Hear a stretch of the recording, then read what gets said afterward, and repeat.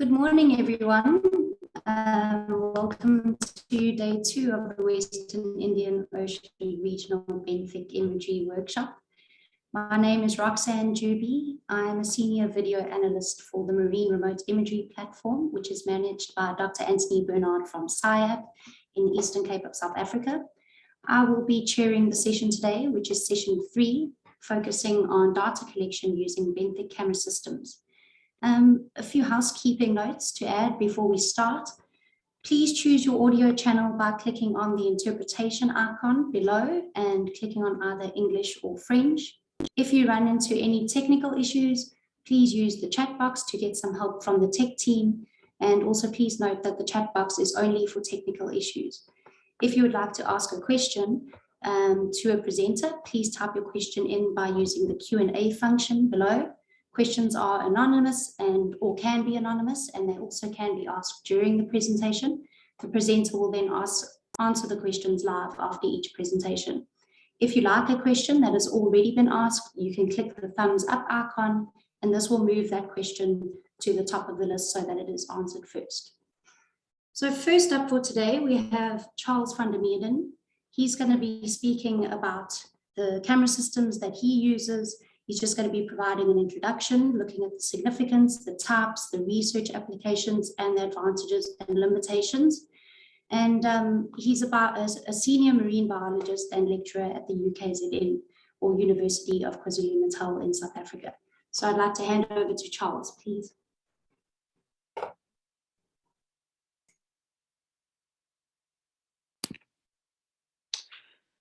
Hi, everyone. My name is Charles van der Meerden, and in this lesson, I'm going to go through and just give an introduction to benthic camera systems very broadly, and I hope to essentially to contextualize where benthic visual-based sampling sits within the bigger scheme of benthic research. I've done a lot of this, most of this work that relates to this talk while at Sion in Cape Town, and I'm currently based at the University of KwaZulu-Natal in Durban. So, sorry, it wasn't changing. So basically there's a long history, right, of us trying to get down to the bottom of the sea and see what's there, all the way back to the 16th century. And we've got all these variations and iterations, diving bell with no supply, pressurized supply, all the way up to these really groundbreaking submersibles like Challenger Deep, which have set these records, 10, 11,000 kilometers down. So there's a broad range of equipment nowadays, and we're really at the pinnacle of that, and very exciting times with lots of nice toys to play with.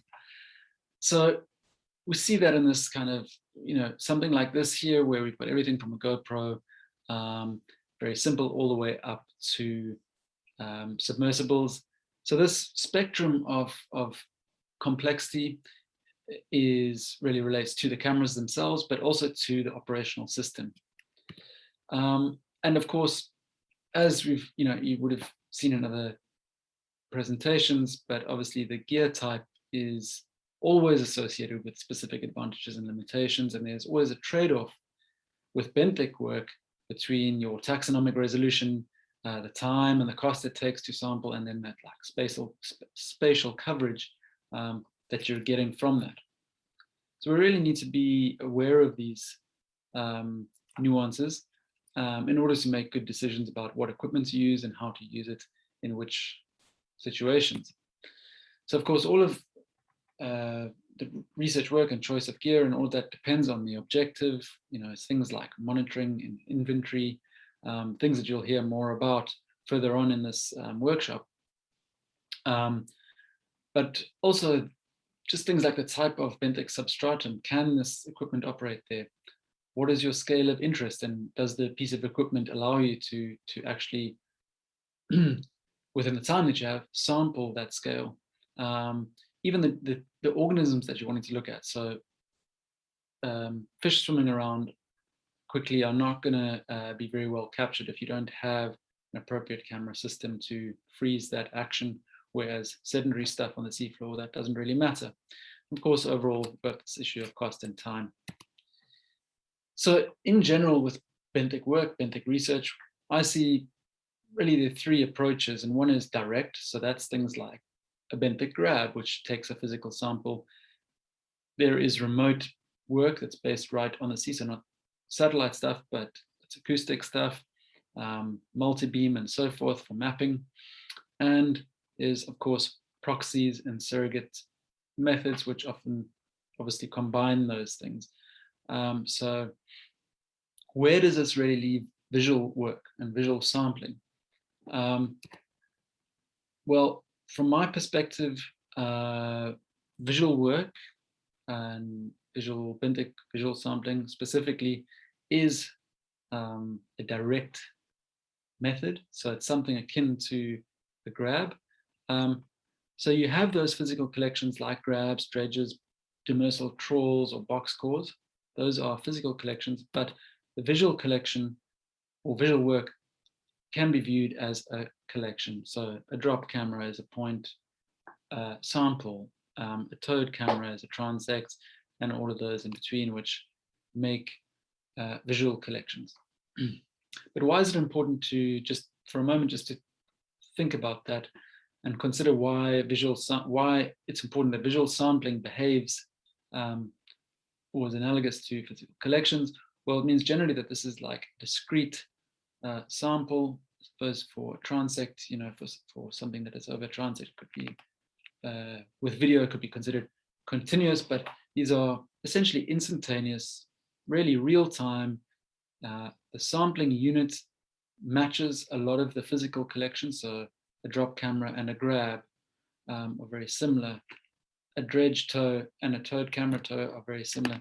And so these are very much direct methods that are, they're not interpreted, they're not interpolated, they're not aggregated proxies. And so we can think about a lot of the things and the methods we use for thinking about physical collection apply. So we can start to look at what the trade-offs are between something that is very similar, like I just mentioned, a towed benthic dredge, which is collecting physically, it's getting specimens, and it's along essentially a transect, and something like the ski monkey camera, which I've been using in my research in the past at Scion, which also tows along a transect, but collects these visual images and video. So on the physical collection side, you have all of these things, which I'm sure most of you already know how these work, but you've got the ones that collect in a point fashion. So dredge, grab, the grab and the box core. You've got the demersal nets and the trawls that will collect in that way. And then you've got one of the unique situations where you can actually, not in every instance, but combine visual sampling with physical collection of specimens, although that's in a very specific way, right? So when we talk about physical collections, these things like grabs and dredges and so forth, the main advantage is that you are getting specimens. So that's for taxonomy. You can make species level identifications, and you are able to do genetic analysis and so forth.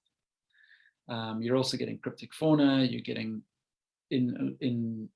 by using various pieces of equipment, you can get both infauna and epifauna, whereas visual work, you're never able to get infauna, and they're often relatively cheaper and more robust to operate. But some of the limitations are really around context. So integrated, so habitat context, you are over a transect of a dredge, everything is just piled in there and you have no idea what was associated with what, how patchy it was, or any of that. And the same goes really for the ecological context, where you don't see the interactions between organisms and their physical habitat. It's also a destructive method, and of course can be limited to certain substratum types. And in the case of point sampling, there's limited spatial coverage. So ultimately, what does it give us? Of course, it gives us, as we've said, species level data can give us more robust estimates of diversity in some senses, and we'll get to that in a bit.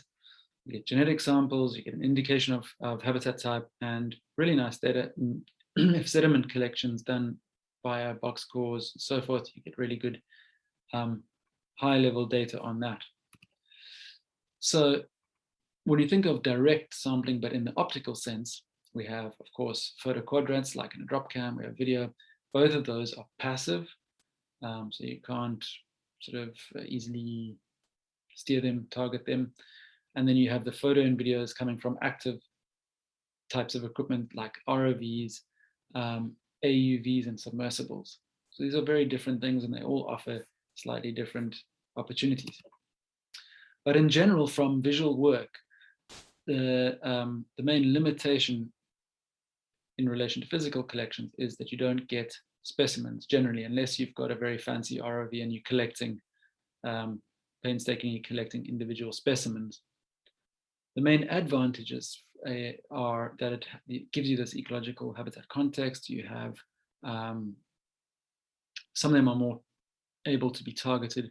It's very nice that they are non-destructive, most of them. And a lot of them are not limited according to substratum because they fly over the substratum, like an ROV, for instance. Another main benefit in terms of my thinking is that you can confirm what they're doing. You know that they have visually made contact consistently, and those samples are a real representation of that transect that you did. But of course, there are limitations, and those go to the complexity and the expense and so forth. The core there that I already mentioned is that they are limited to epifauna, generally, unless you're talking about grubs, which is, of course, a whole different, excuse the pun, kettle of fish. That was not intended. But visual sampling then gives us, of course, epifaunal diversity, habitat context. You can often, most of the time, pair very directly, immediately, physical environmental data with the imagery and the habitat data. So you're actually getting a whole suite of paired data points. You are seeing biotic interactions. You're also able to get really nice density information, because when images can be scaled correctly, you have a very good idea of the densities rather than just an overall abundance. Although, you know, you can work out your sort of swept area of a dredge and so forth. So you can get that kind of information, but having it discrete within an image, being the sample unit, that can be a lot better. And an important one that I think that I haven't really seen mentioned much is that photographs, especially, but video too, are a permanent sample. So they are literally a permanent raw sample, which is, I suppose some samples do get stored as a whole sample, completely unprocessed, but they deteriorate, you know, physical samples deteriorate, they need storage and all of that stuff. So a permanent visual record, I think, is gold, because someone else can come and process that from scratch for a completely different purpose. Historical comparisons can be made, and it's, well, just practically, it's easy to work with. So this is an example of getting some nice density information. This is Lanus marianensis at the Prince Edward Islands in the Southern Ocean.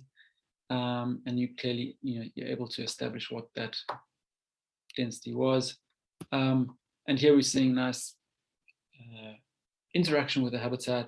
It's kingclip on the west coast of South Africa, clearly using this sort of topography and terrain. We've actually seen these guys actually using the burrows, full-on burrows in the sediment, right inside the sediment there. So it's really cool to see those interactions that you wouldn't otherwise know about. So when it comes to a comparison of visual and physical sampling, this paper is one of the most interesting to me because it's done that, a direct comparison. And so you're looking at both towed instruments, a dredge or sled, and a towed camera.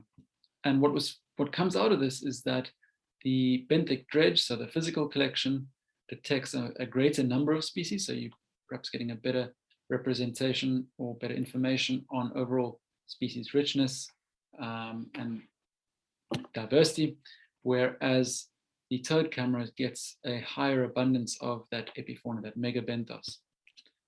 So what's clear here is that both of these, and indeed I suppose all instruments, have sampling biases just by their operational nature.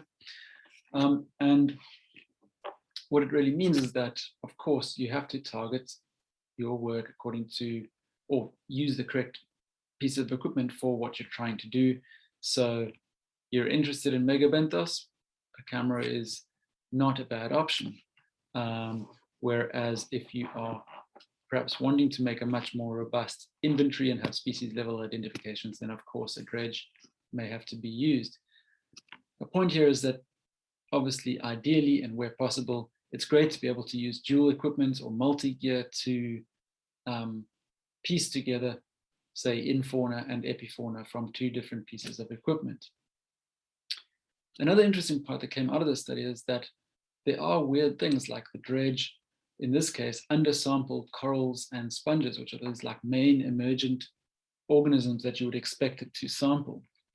Of course, this is in the context of a seamount, but it is an interesting thing to note that that there may be these weird sort of aberrations in the data.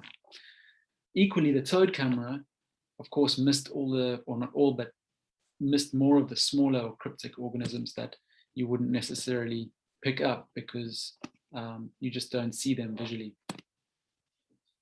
So overall, there's this sort of spectrum of over the different types of equipment, from very simple to more complex. So there's this increasing technical complexity, and with that comes cost and sort of barriers to expertise and so forth.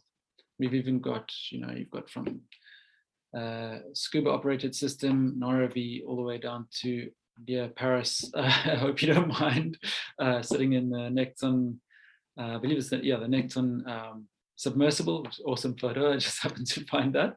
So you've got this really huge range in complexity and cost.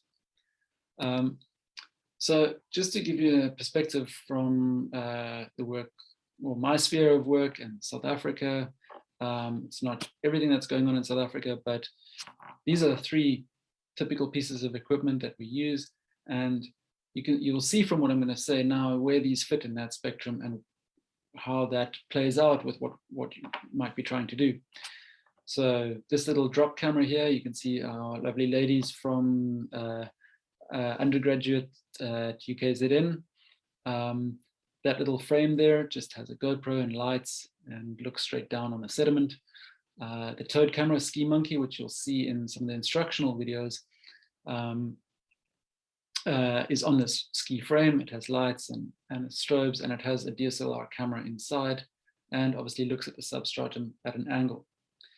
The ROV is this one that we use, which is part of the marine imaging platform, how's that SIAM, and that has a HD video camera.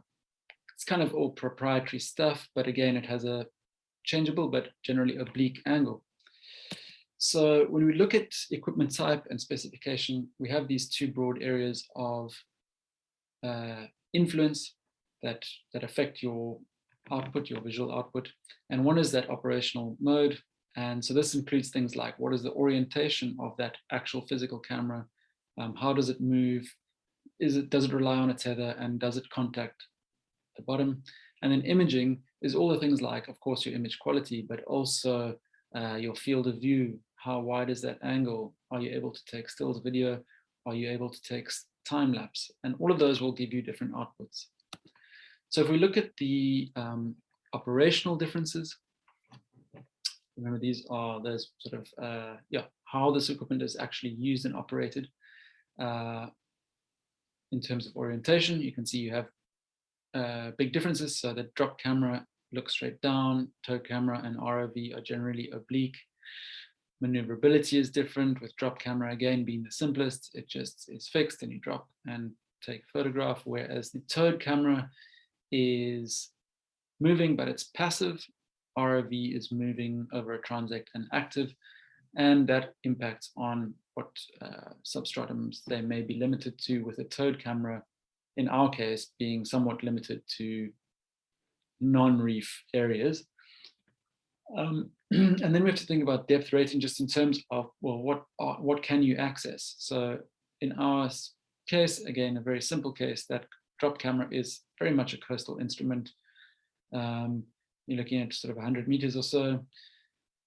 When you get to the towed camera, that is really limited by obviously its pressure rating, which in our case is about 800 meters, but generally, say for that type of camera, there's about 1,000 meter limit in terms of especially the cable length, which is a conducting cable on the research vessel, which is a ship.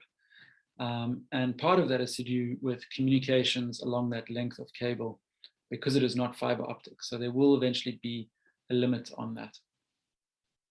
The ROV again is dependent on that tether spec, but because most of them are, or a lot of them are fiber optic, there is no real limitation on length for communications, but obviously there are plenty of examples of very deep sea ROVs.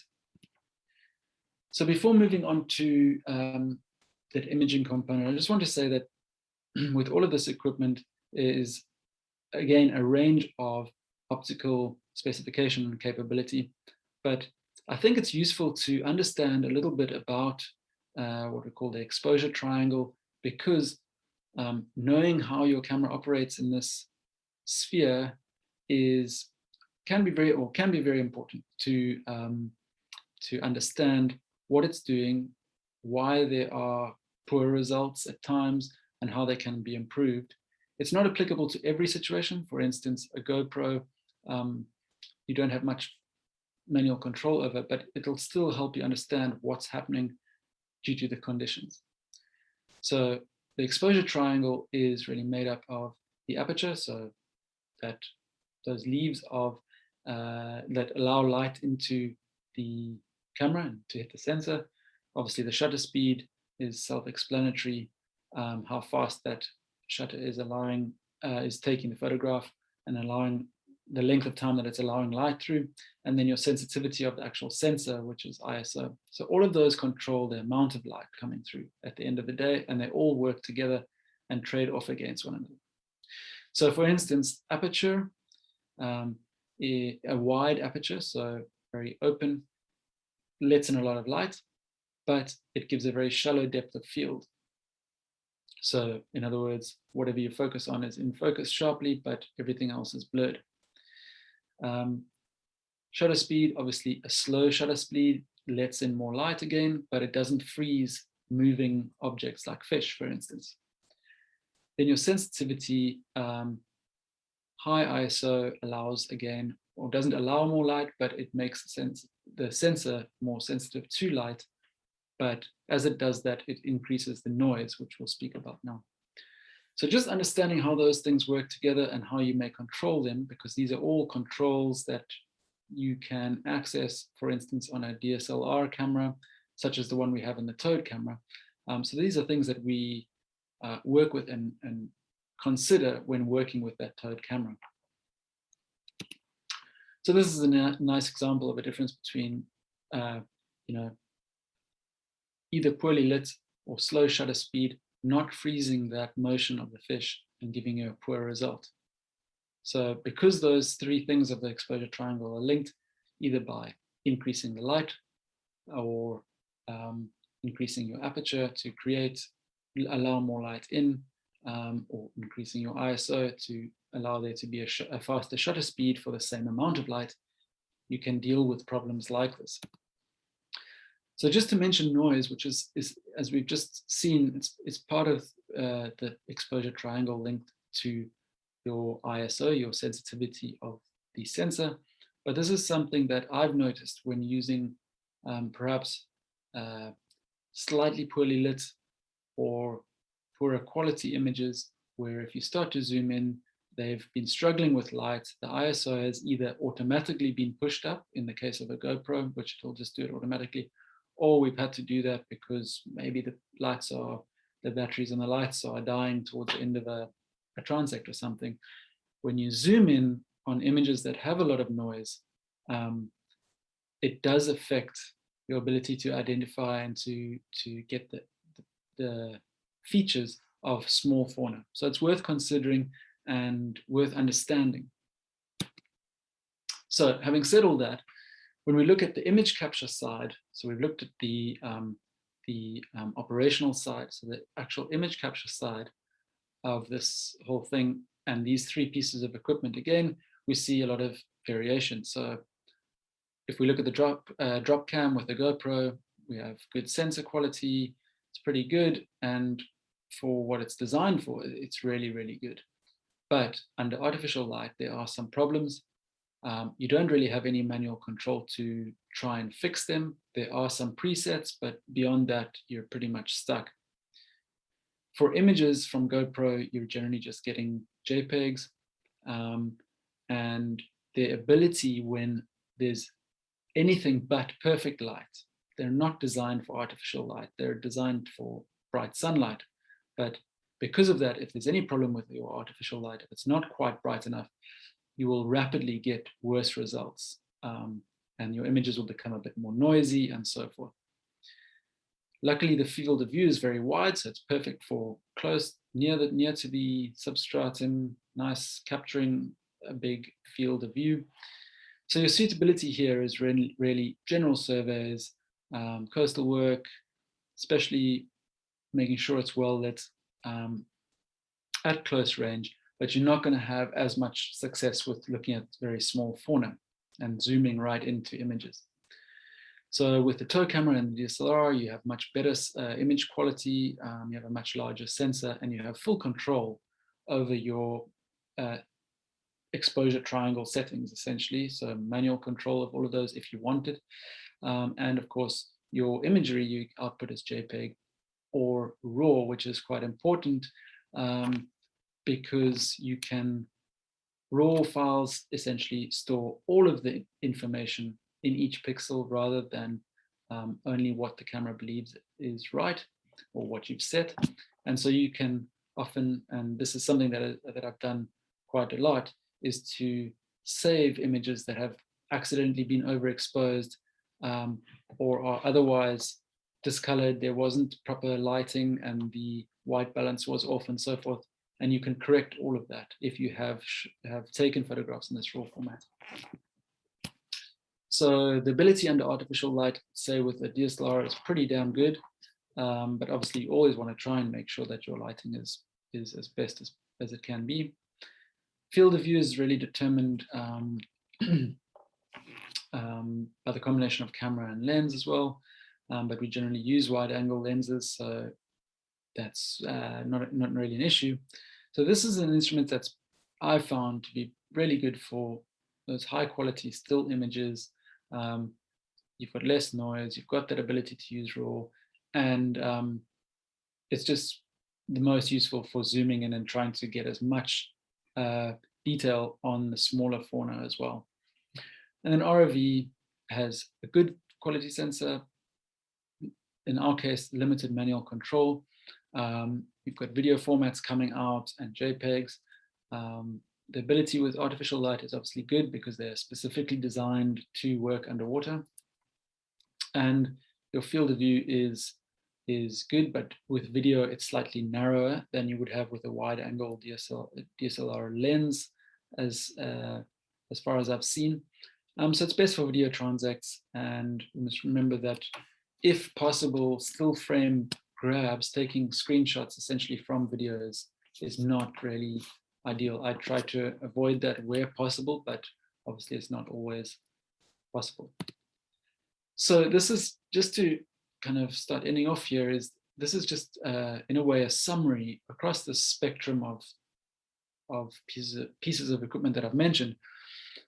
A look at their sort of ability, complexity, cost, and yeah, those barriers to actually using them. So for instance, the drop camera is all green. So all of these things are pretty good. It can operate wherever, on whatever type of substratum. It is generally low cost in the sense of a coastal drop camera. So a light duty drop camera. It has a low base cost, and there's no real restriction on an operator needing a pilot's license or specific platforms that can be launched from a duck or small boat.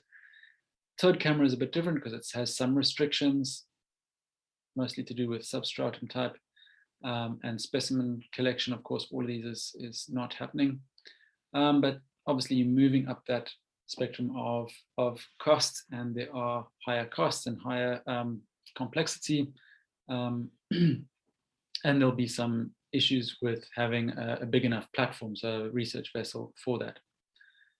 For others, it's very similar, and so there's within that there's a range of complexity to an extent, but compared to the higher order things like the AUVs and that, it's on this end of the spectrum. And then all of the ROVs, AUVs, and submersibles in that are great because they can work over any substratum, but then your costs and your technical barriers, needing ROV pilots licenses and all of that kind of thing, start coming into play. So just to clarify what I mean here by low base cost and complexity is really the ability in a country like South Africa to manufacture, obtain components, and assemble all of that by off-the-shelf gear, camera gear specifically, to put together something like a drop camera. So this is kind of how I see the spectrum and where we sit and what we've used, and what that's really meant for what we can do and how we can conduct research. So to summarize that, this just really goes over what I was just saying. We've got a drop cam, which is general survey, tow cam for more, possibly allows more detailed biodiversity inventory for the megafauna, for epifauna, and then ROV, which is video survey and so forth. So you're going to hear about the other instruments that I've included in this, but I'm not going into those in detail here. I hope this has been of some use. Obviously, this is just my sort of perceptions and understanding and experience with this as I've gone along. So none of this is really prescriptive. I'm sure there are a range of opinions on what's better and what the limitations and advantages are. We all like our own toys that we think are best. But it's fantastic to being able to give this little seminar. There are resources. I'll include these two in the Google Drive. I believe that's how it's going to go up. And I just hope that's useful and happy hunting, I guess. Thanks very much.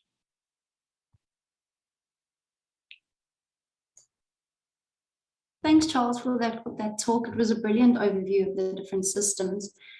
We've got a few questions here for you.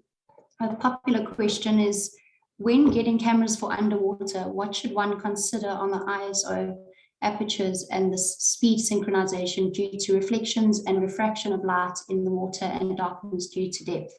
You have slightly touched on that in your talk. I was just wondering if you have anything else to say there. Sure. Yeah. Hi.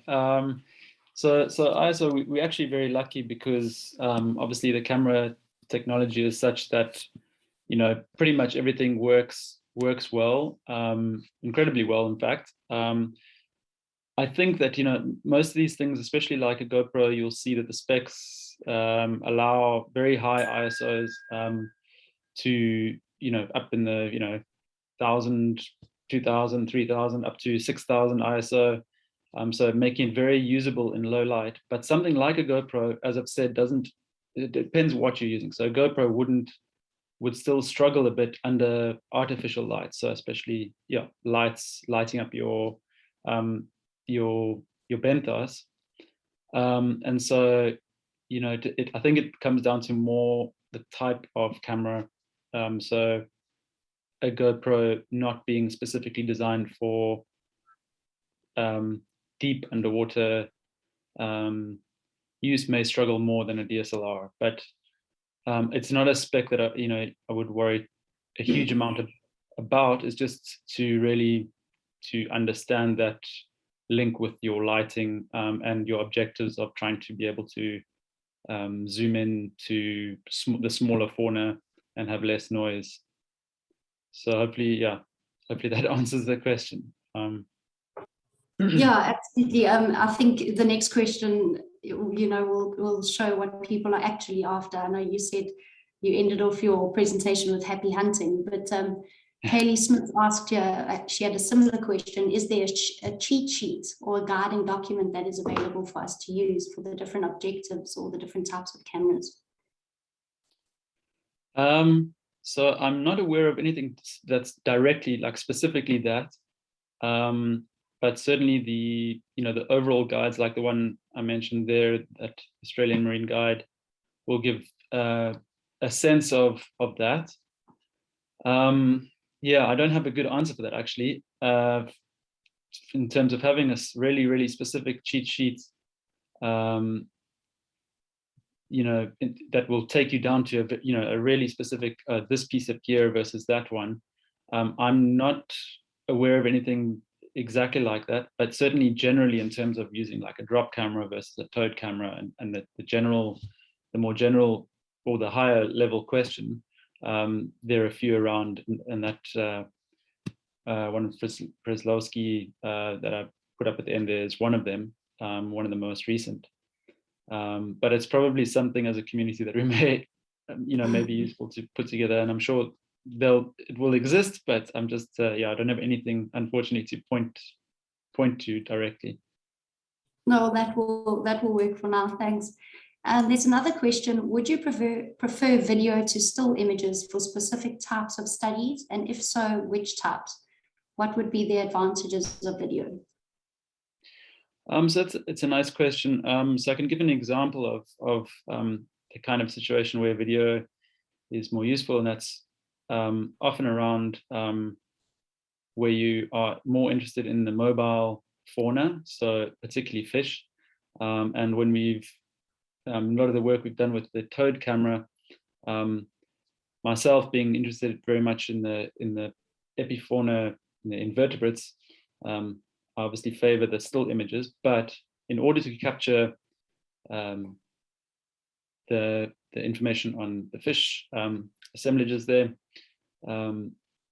very much using video. So that would be essential, because if a fish is swimming in and out of the frame and you're trying to get a still photograph of it, even if your exposure triangle and everything is correct to freeze that action, you still may miss it, and it doesn't work as a sampling method for mobile things.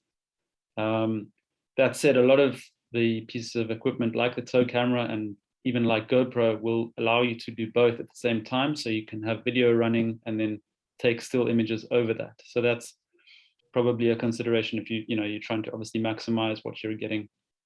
But yeah, definitely mainly to do with mobile organisms that you want to have that continuous record of what's happening.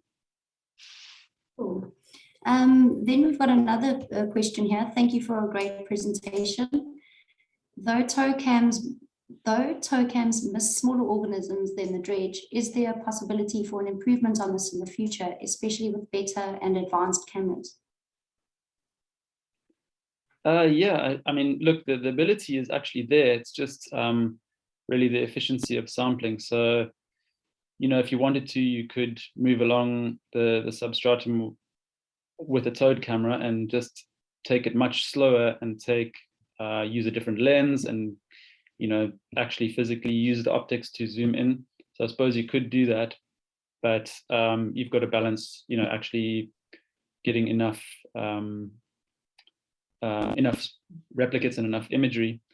I suppose that the other issue with that, linked to the ability to get an accurate inventory of species, or a robust or more robust look at the epifauna, is that you don't see the cryptic stuff. So if you have sponges and bryozoans and all sorts of stuff, you're not seeing obviously the the fauna that is hiding behind that and stuff. Whereas with the physical method, you would collect all of that and you'd be able to pick through it and get at those animals. So yes, you could try to get a bit more detail, but that essentially already exists. It's just, is that actually going to be a good way of investing your time when the method isn't designed to get that level of information from the outset?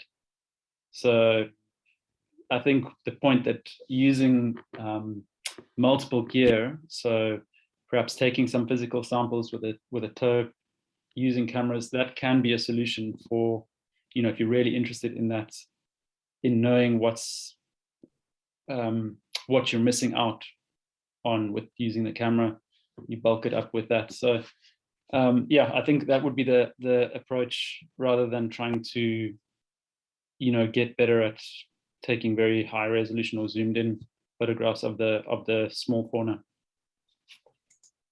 Cool. And then one quick last question. When using camera systems for sampling, does the orientation need to be consistent, or can multiple images of varying orientation be used collectively? And does this matter? I think she means by orientation fixed, 90, oblique, or variable. Yes, no, I get that. That's a good question. And I think, again, I'm going to have to say that it comes down to your objective. So depending on what you're doing, you may not be very worried about, being able to have precisely comparable ground areas within your image. I obviously, believe you should avoid that just for standardization, because that orientation, and you'll see this in later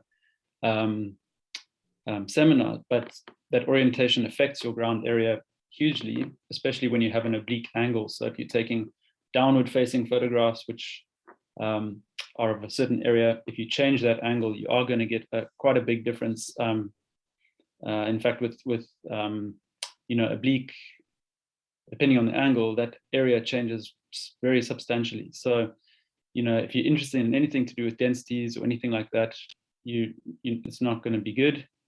And certainly in terms of standardization, it's not going to be good. But I think the important point is that all of us, probably a lot of us, have had the experience where we're using an instrument that doesn't give you an exactly consistent angle.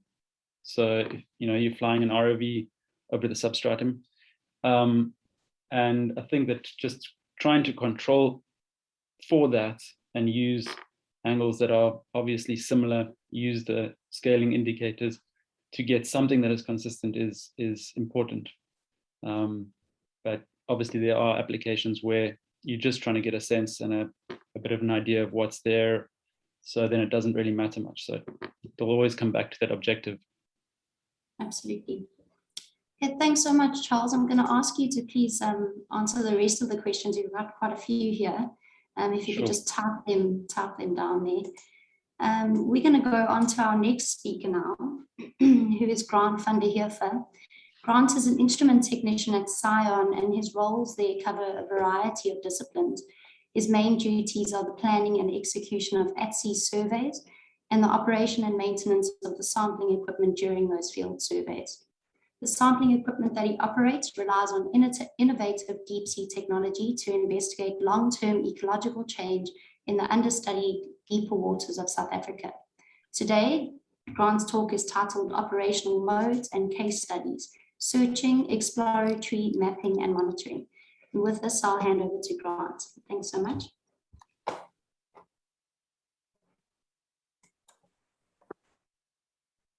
Good morning, ladies and gentlemen. I am Grant van der Heever, and I am an instrument technician working for the South African Environmental Observation Network's Igagasini offshore node based in Cape Town, South Africa. And the work that I will be presenting to you today will be focused on discussing the 4 broad operational modes of underwater camera platforms within the context of marine benthic environments. So before I start, I thought it useful to just give a quick outline of my presentation. I will kick it off by giving an overview of the different operational modes of underwater camera platforms. I will then move on to describing what each mode entails. Following this, I will provide an example case study for each mode from the literature, and I will then end off by summarizing each mode and outlining the key factors that needs to be considered when deciding on which underwater camera platform best suits the goals and aims of your specific project. Over the last century, the use of digital imagery has greatly facilitated benthic survey work and has allowed for faster and greater levels of both descriptive and statistically robust data collections in a non-destructive manner.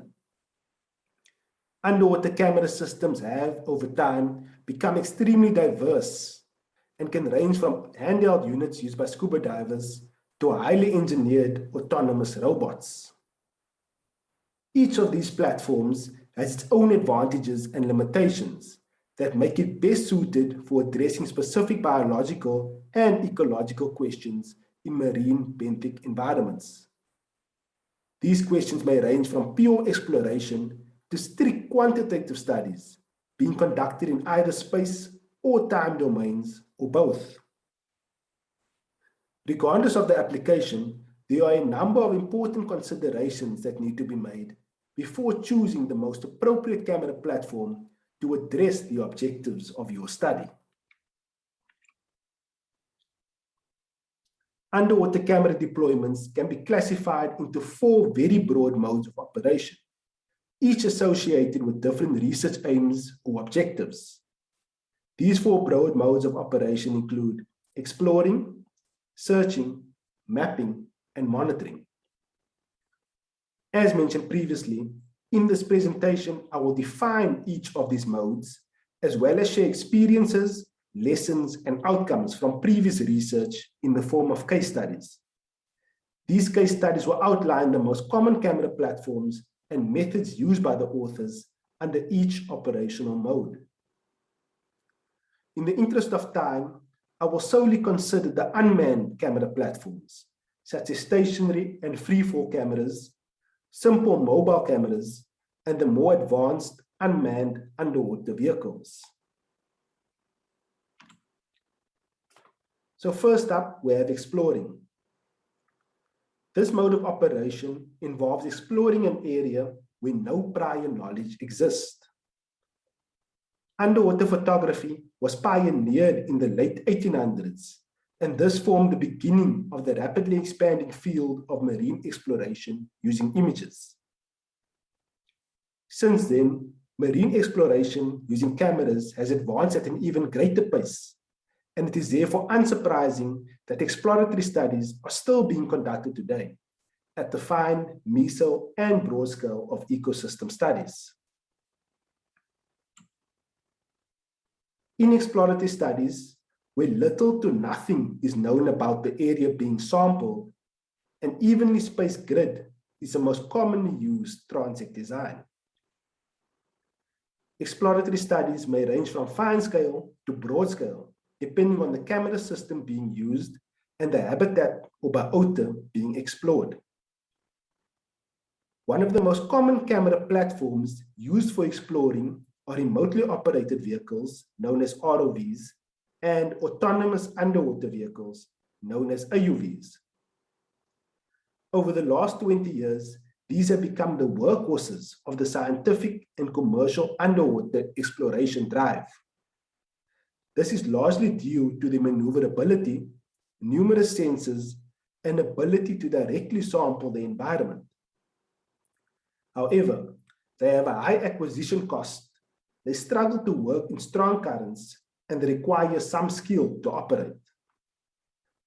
Not to mention that the deepwater ROVs and AUVs, which require a full-time team of at least 4 to 5 staff for an operation to be successfully conducted.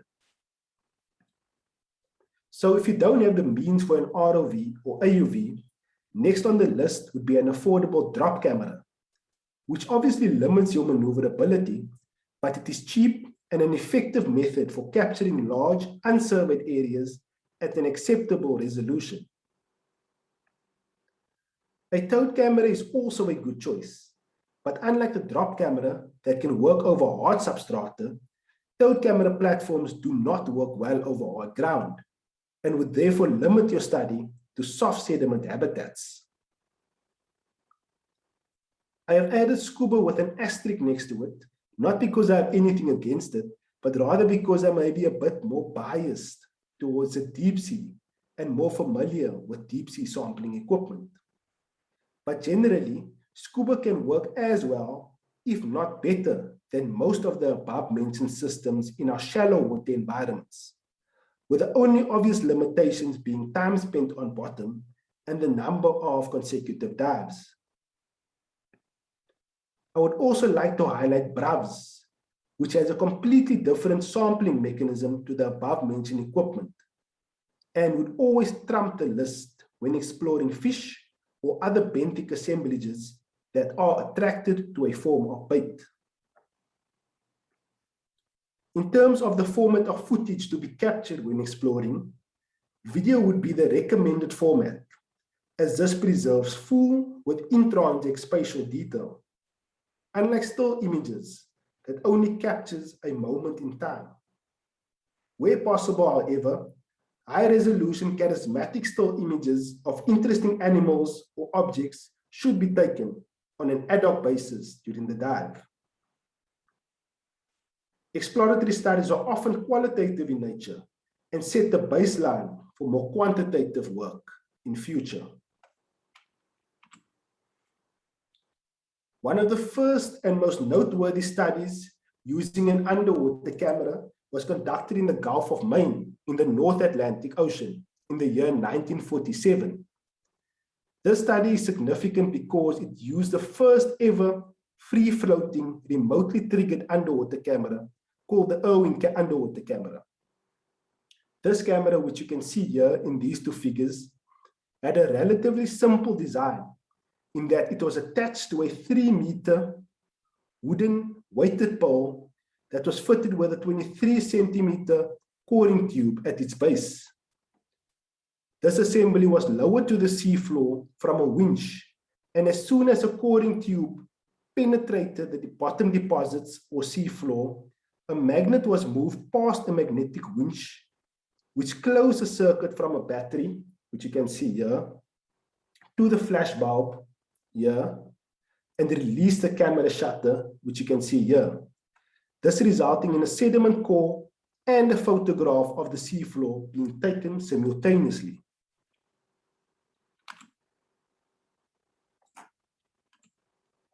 Using this camera, good quality photographs of the seafloor were obtained at depths of up to 270 meters, along photographic transects that followed numerous lines running from inshore to offshore. One of the most noteworthy discoveries on this cruise was a sediment outcrop, which the authors dated back to over 55 million years ago. Being able to collect a physical sample in conjunction with a still image proved to be extremely beneficial on this cruise. And it paved the way for the future of benthic photography, to the point at which we are now using robotic arms to easily and efficiently sample previously inaccessible organisms and their associated environments. Next up is searching. This mode of operation involves searching for a specific habitat, feature, or biota. The habitat, feature, or biota may be known or suspected to exist in the broad area, and you want to go out and find it, confirm its existence, and record its exact location. These features are initially deduced from water or sediment samples, acoustic flares, sonar, or some other sort of mapping operations. Examples of such habitats, features, or biota could include hydrothermal vents, cold water seeps, geological features such as canyons or seamounts, cold water corals, and endangered species or spawning, nursery, and feeding areas. When conducting a searching study, and you have a general idea of where the feature or biota is after some previous mapping or sampling, running intersecting transects over the feature or biota is recommended. Searching studies can range from fine to broad scale, depending on what you are looking for. In terms of the best camera platform to use, first would be ROV or AUV, followed by towed camera, drop camera, and scuba. It follows the same order to exploratory studies for the same reasons. Barav is also included and would be first on the list if searching for bait-attracted benthic species or invertebrates. In terms of the footage to be obtained, both video and images are recommended, and the study can be both descriptive and quantitative in nature, depending on the research question being asked. An interesting searching study was conducted by Bacco and others in 2009, where the authors went out with the aim of characterizing for the first time the cold sea fauna communities around New Zealand using an underwater towed camera system along with multi-beam sonar and other direct sampling methods. The survey protocol followed using a multi-beam and a single beam sonar to survey the potential seepies areas for acoustic flares. Following flare detection, further mapping was carried out around the seepage site. With the aid of multi-beam maps, visual surveys were then conducted using the towed video and imaging system. The system was basically dragged across the flare site in an intersecting manner until cold seep associated fauna were detected. To accurately pinpoint the position of the cold seep indicative fauna, the towed camera system was equipped with an ultra-short baseline system, allowing for real-time tracking of the platform on the sea floor. Using this positional data, physical samples could then be collected using an epibenthic sled and grab, with the physical samples facilitating the ground truthing of the video footage. Searching studies such as these are critical for protecting endangered communities or species that are often impacted by the effects of bottom fishing, mining, and fossil fuel exploitation long before they are even known to exist. Next up is mapping. This mode of operation involves generating detailed habitat maps using a combination of broad-scale mapping data and fine-scale image data. A prerequisite for a mapping study is that broader scale knowledge of the environment should exist. This knowledge is most commonly attained through echo sounders and side scan sonars, and more recently through technologically advanced autonomous underwater vehicles. Cameras can then be used to ground truth the map data, as well as to observe which fauna are associated with the mapped features. This representative image data can then also be extrapolated to the surrounding areas to produce detailed broad-scale habitat maps with confidence. With this mode of operation, it is also advisable to collect a physical sediment sample, as the camera does not give an indication of sediment grain size, especially within soft sediment habitats, where you would need to distinguish between sand and mud. Similar to exploration studies, where little is known about the sampled environment, or where mapped habitat features or biota need to be confirmed, evenly spaced grid transects are recommended. Mapping studies can range from fine scale to broad scale, depending on the feature or biota being mapped. However, they more commonly occur on a fine to mesoscale to ground truth broad scale mapped habitat data. Again, recommended camera platforms would follow the same order as previously mentioned for the exact same reasons. In terms of the footage, both video and images are recommended, and the study can be both qualitative and quantitative in nature, depending on your research objectives.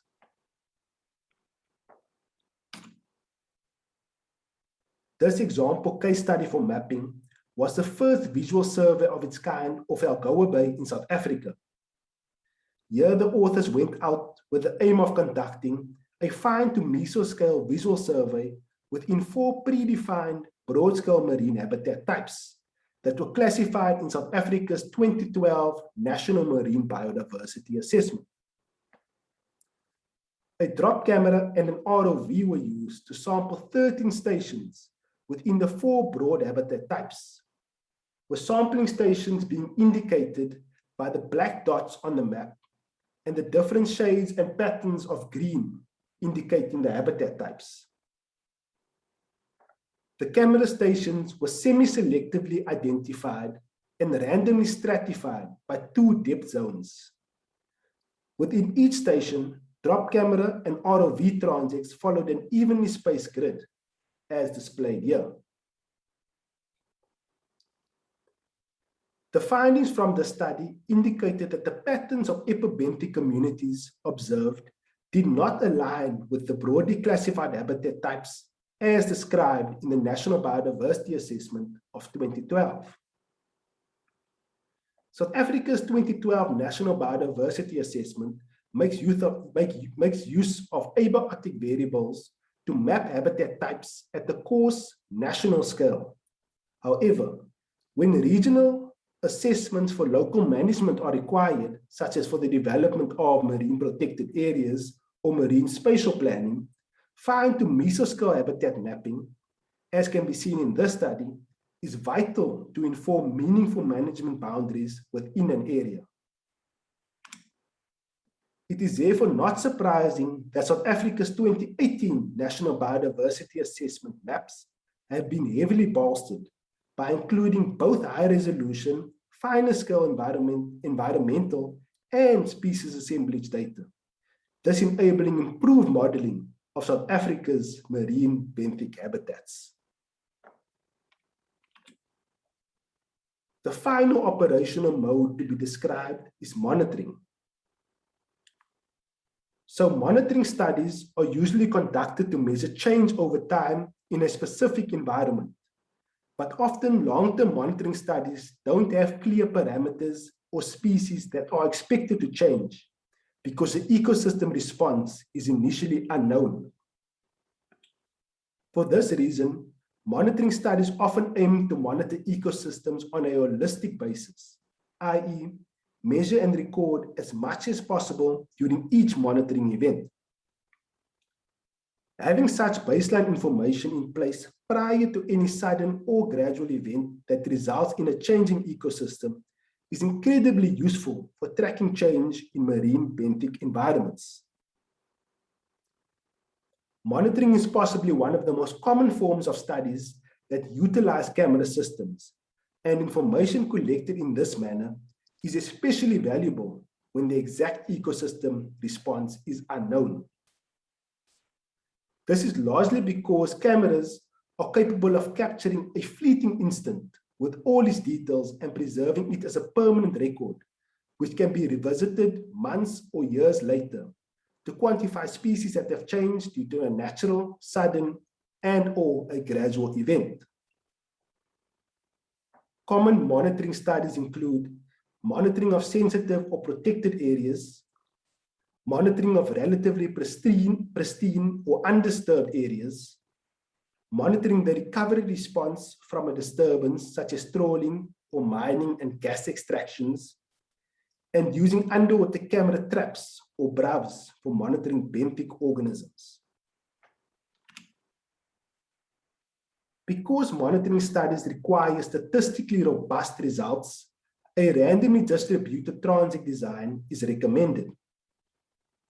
However, in the case of repeat monitoring, as with the subantarctic case study example, which I will make reference to shortly, one can simply revisit the previously photographed sites, and that would form the transect design. Monitoring is more often than not conducted on a fine scale, But again, this is largely dependent on the questions being asked. Recommended image acquisition platforms would be the same, but this time, images would be preferred over video, as images offer higher resolution and therefore easier processing and the extraction of more accurate quantitative results. An interesting monitoring study was conducted by van der Meeden and others in the undisturbed subantarctic environment, where they investigated long-term change in epibenthic assemblages following 25 years of not sampling.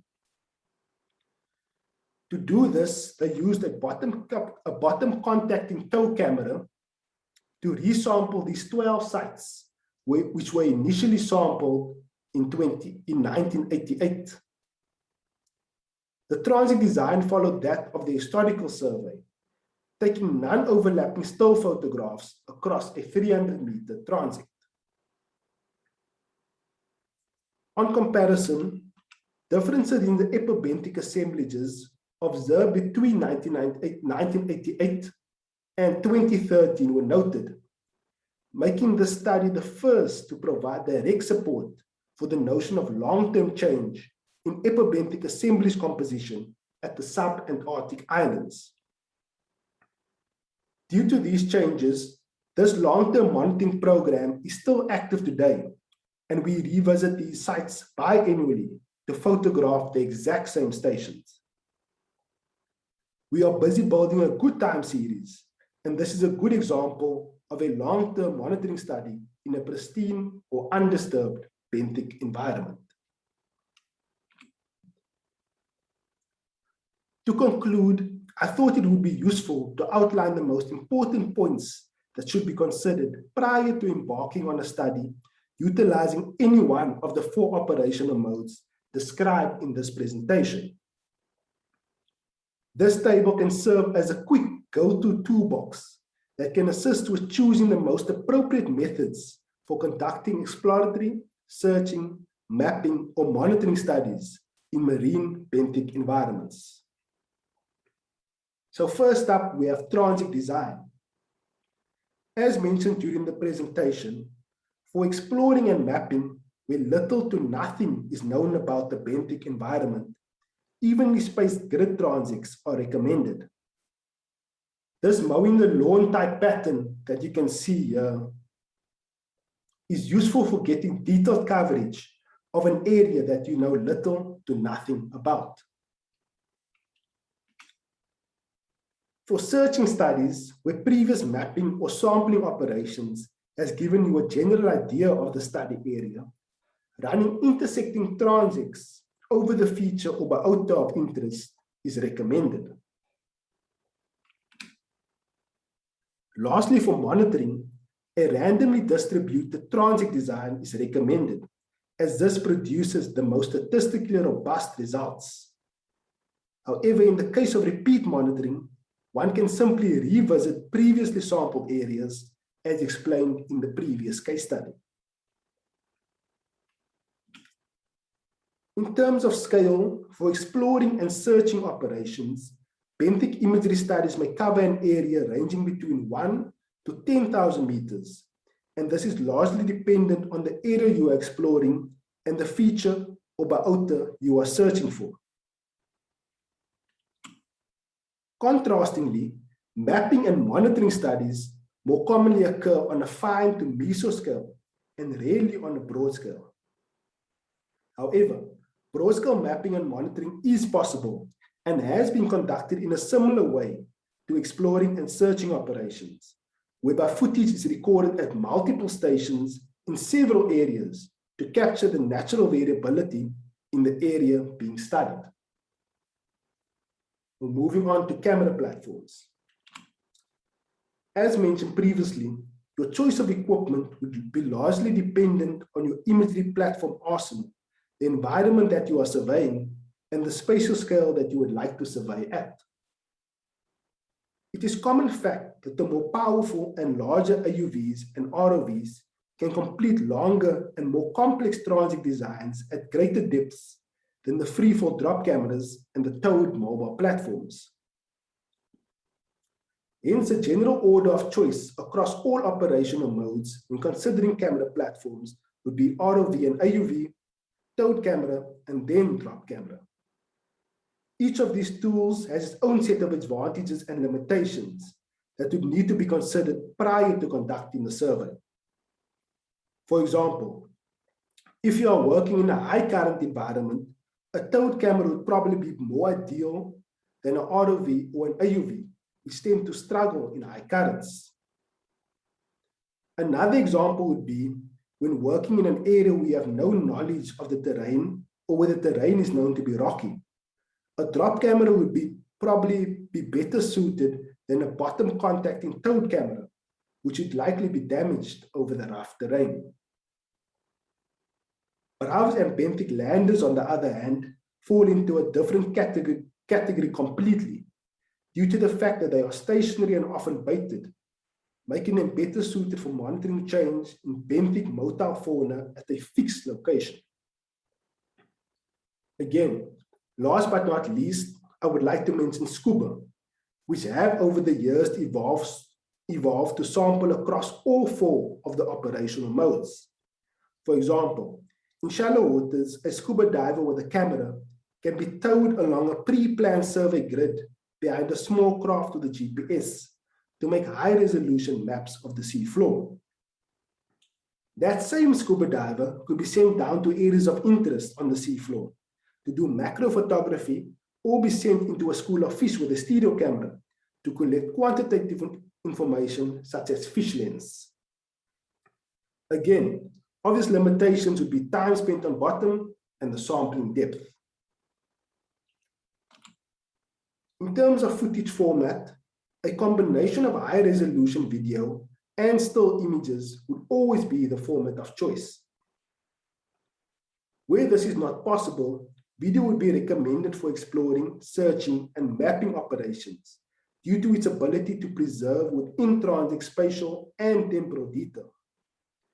Video and time-lapse imagery are also recommended for long-term monitoring studies at fixed locations. Whereas images, on the other hand, only captures a high-resolution moment in time, making them more appropriate for detailed identification and precise sizing of organisms in benthic monitoring and mapping operations. So based on this presentation, we can see that there is a lot to consider when deciding on which mode of operation and camera platform is best suited to the needs of your specific study. I hope that this presentation and the others presented over the course of this workshop will assist in making these decisions easier, as it is these decisions that underpin the knowledge base needed to effectively manage and conserve our marine benthic environments. Thank you.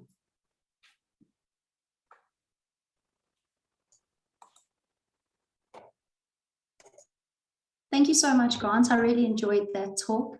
I think your summary at the end is going to be particularly useful to a lot of us.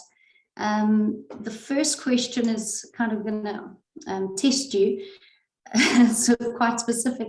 What underwater system can you propose for the searching or sightings of the sharks that exist on the bottom seabed, like the bowmouth guitarfish that is highly suspected to become extinct? Great. Thanks for the question. I would definitely suggest a BRAV or a lander to attract the species towards the camera system. But then I would also suggest at the same time, finding these organisms using the BRAV or lander to maybe pop down a towed camera or a ROV of sorts so that you can quantify the habitat types, because it's also important to figure out what type of habitats the species you are looking for associates with. Great. Second question, I figured maybe the area is predetermined before releasing the cameras, or the area is measured using a transect or such, or can this be made ahead of time when on dry land to determine how big the survey area is? Yes, I think it's a bit of both. So you can tap into existing databases to maybe find areas of interest, and then you go there and you take your camera and you go ground truth those areas. But at the same time, where mapping information is limited, you're actually going to have to be the scapegoat and go down there and do your multi-beam surveys and then put down your camera to ground truth what you are seeing. Interesting. Okay, from Charles, excuse me if I missed this, but in terms of searching for localized features, is there a recommended starting point for such investigations, particularly in cases where local mapping information may not exist or be very limited? I think that would speak to my previous answer where you try to tap into the information that already exists. I mean, that would be your starting point, doing your literature reviews and seeing like, look, this is where I want to go and this is what I want to study. But if it doesn't exist, you're going to have to go out and you're going to have to do the hard work. Okay, and then another question, what operational camera system design should be used to monitor or search for coral bleaching? Coral bleaching. Look, I've read a lot of studies that the guys are actually using drones to look at coral bleaching and understand what's going on there, but I'm not very familiar with that, so I wouldn't be able to give a very good answer, unfortunately. And from Lorraine, have you experienced any reduction in sampling time based on camera battery life due to water temperatures, such as cold versus warm water? Oh, that's a good question. Yeah, so in terms of the camera system that I work with, the Ski Monkey, it's a towed camera, and it has a battery pack on it. And you do find that when you work along our coast in South Africa, our battery lasts quite long, so I would say about an hour. But if I go down to the subantarctic islands around Prince Edward Islands, where the temperatures tend to be lower, our batteries last less. So in cold water, your battery, it eats your battery faster, basically. That's interesting. Thanks, Grant. I think there was a raised hand that went up during your talk by the name of Stella. I don't know if Stella wants to raise their hand again to ask a question, and I'll just ask the tech team to unmute them. I'll just give them a moment to see if that's still there.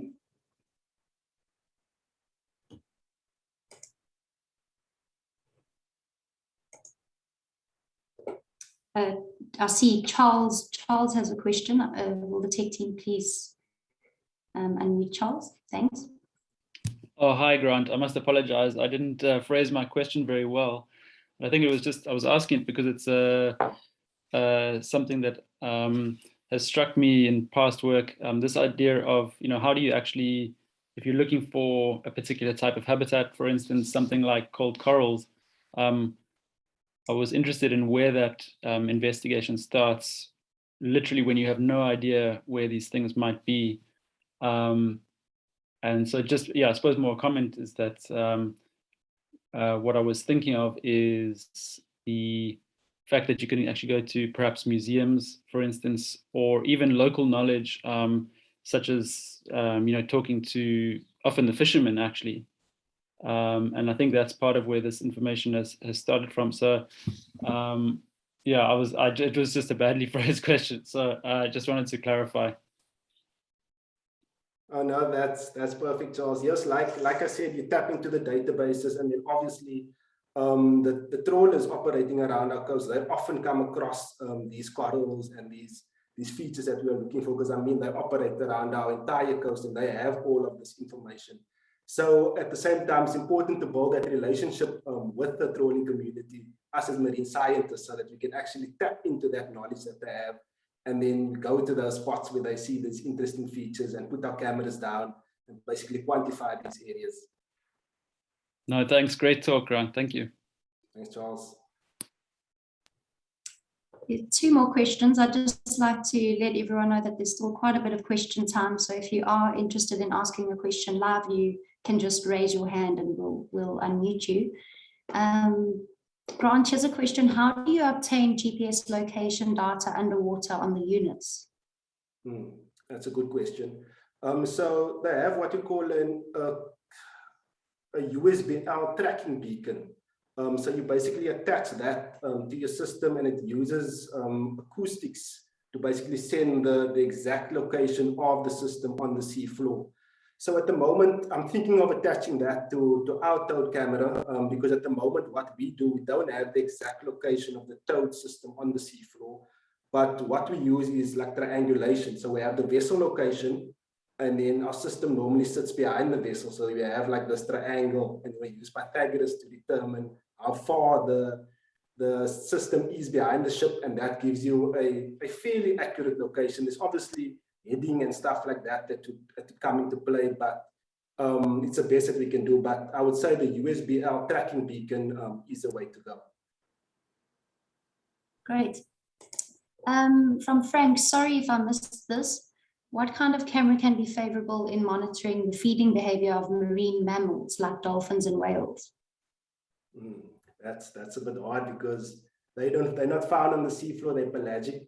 But one of our colleagues in this session, and Bernard, I think recently tried using a pelagic brav. So he pops a brav into the water up current, and then that basically floats in the water column, and it attracts all the bait attracted species. And he was working on hammerheads. I'm sure you can give a bit more information on that, but I think it would be something similar where you would use a pelagic type brav system, put it in the water column, and then try to attract the bait attracted species in that way. Yeah, I think I agree. And one final question here is, what is your opinion of using single beam echo sounder to map marine habitats such as submerged reefs? I'm not too clued up on mapping techniques, but single beam echo sounder, if you don't have anything else, I'm sure that to do the job. But obviously, where we want to be is our 3D mapping techniques, so we can get a good picture of our seafloor.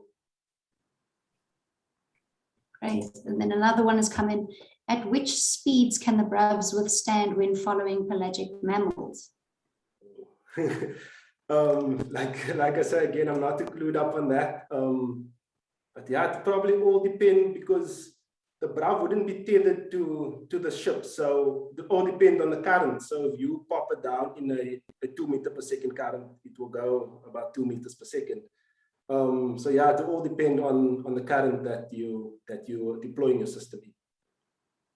Yeah, great. I think the bravs are, remotely operated.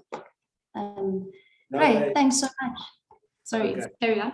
No, it's cool. It's cool. Thanks. Doesn't look like we have any more questions. I think Tanya's going to be launching a poll for everyone, and it should just appear in your screens soon. But Grant, don't go anywhere. Maybe a question comes through before it's time to. Okay, thank you. Sure. Thank you for the talk.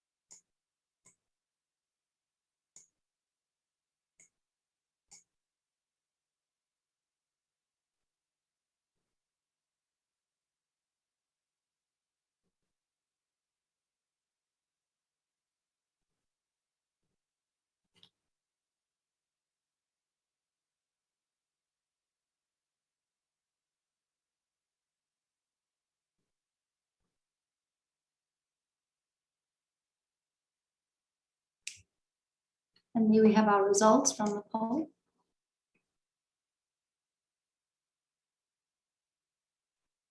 So it looks like traditional sampling methods is the main system that's used, followed by scuba. Okay,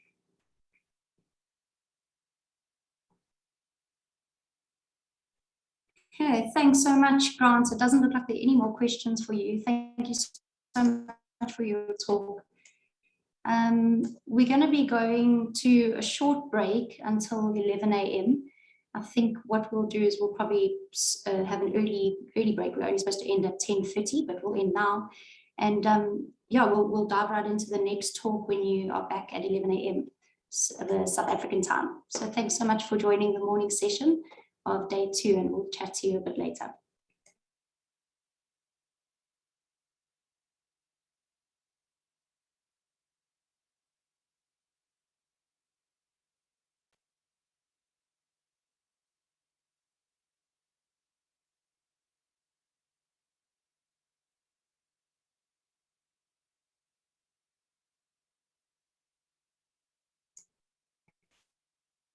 Good morning, everyone, and welcome back to the workshop. For any attendees who have just joined us, please select your preferred audio channel by clicking on the interpretations icon and selecting either English or French. You can ask a question using the Q&A function, and the presenters will answer your question live after their presentations. And also just a reminder to please use the chat function for technical issues only. We are going to dive right into the next talk, who is by Dr. Paris Stephanoudis. We saw an image in Charles van der Meeden's presentation this morning of just how exciting Paris's job can be, and I think it got us all very interested in listening to this presentation. Paris is a marine biologist at Oxford University at the Department of Zoology. He works closely with the UK-based NGO called Nekton, and he has been part of some very exciting research expeditions in the Indian Ocean, which are led by Nekton, called the First Descent Indian Ocean. During these expeditions, Paris oversees all underwater footage collected using a range of methods. Today, Paris is going to give a talk on marine imagery and video collection using scuba, submersibles, and remotely operated vehicles, with a focus on transect surveys. So I'm going to be handing over to Paris now. Thank you. Hello, my name is Dr. Paris Stephanoudis, and I'm a postdoctoral researcher at the University of Oxford and Nekton Foundation. And in this talk, I'm going to be talking about marine imagery and video collection using scuba, submersibles, and remotely operated vehicles with a focus on transect surveys. So in this presentation, I'm going to be focusing a little bit on marine imaging and ecology since its first use in the 19th century till the present day. Then I'm going to be focusing on transect surveys and what they are, and finally also focusing on how to conduct transect surveys using divers, submersibles, and remotely operated vehicles, as well as some universal consideration irrespective of method type. There is a long history of using images in marine ecological studies. The first underwater photograph was taken in 1856 by William Thomson in the Bay of Weymouth in Dorset in the UK. The camera inside a housing made of wood and iron was mounted on a tripod that was lowered to a depth of 5.5 meters by means of a rope. You can see that the quality of the image was very poor. You can almost not make out what is going on there. But it was not until the 1890s when the first underwater selfies were taken. First in 1893 on the sunlit Mediterranean seabed, when Louis Boutard, a French pioneer in the field of underwater photography, took for the first time clear underwater images and the first underwater selfie. And then again in 1899, Romanian biologist and Antarctic explorer Emil Racovița, who photographed himself whilst diving in France. Following this, the use of underwater photography became widespread in the shallow seas. Now, the first deep-sea photograph, and by deep sea I mean every environment below 200 meters deep, depicted an environment that lied in complete darkness. Now, this picture was taken from the porthole of a bathysphere in the early 1930s by Bibby and Barton in the deep waters of Bermuda. And shortly after, the first contained deep-sea photographic systems were developed in the 1940s at the Woods Hole Oceanographic Institution. You can see some of the hermit crabs and starfish photographed at about 90 meters deep off the northeastern coast of the United States. And today, with the routine use of seafloor cameras, towed camera platforms, remotely operated and autonomous underwater vehicles, ROVs and AUVs in other words, photographic assessment of marine fauna and faunal assemblages is a vital tool for research used by both scientists and the industry. Two examples here. On the left, the Catlin Seaview Survey, who filmed several reefs globally and which ultimately led to the documentary Chasing Coral.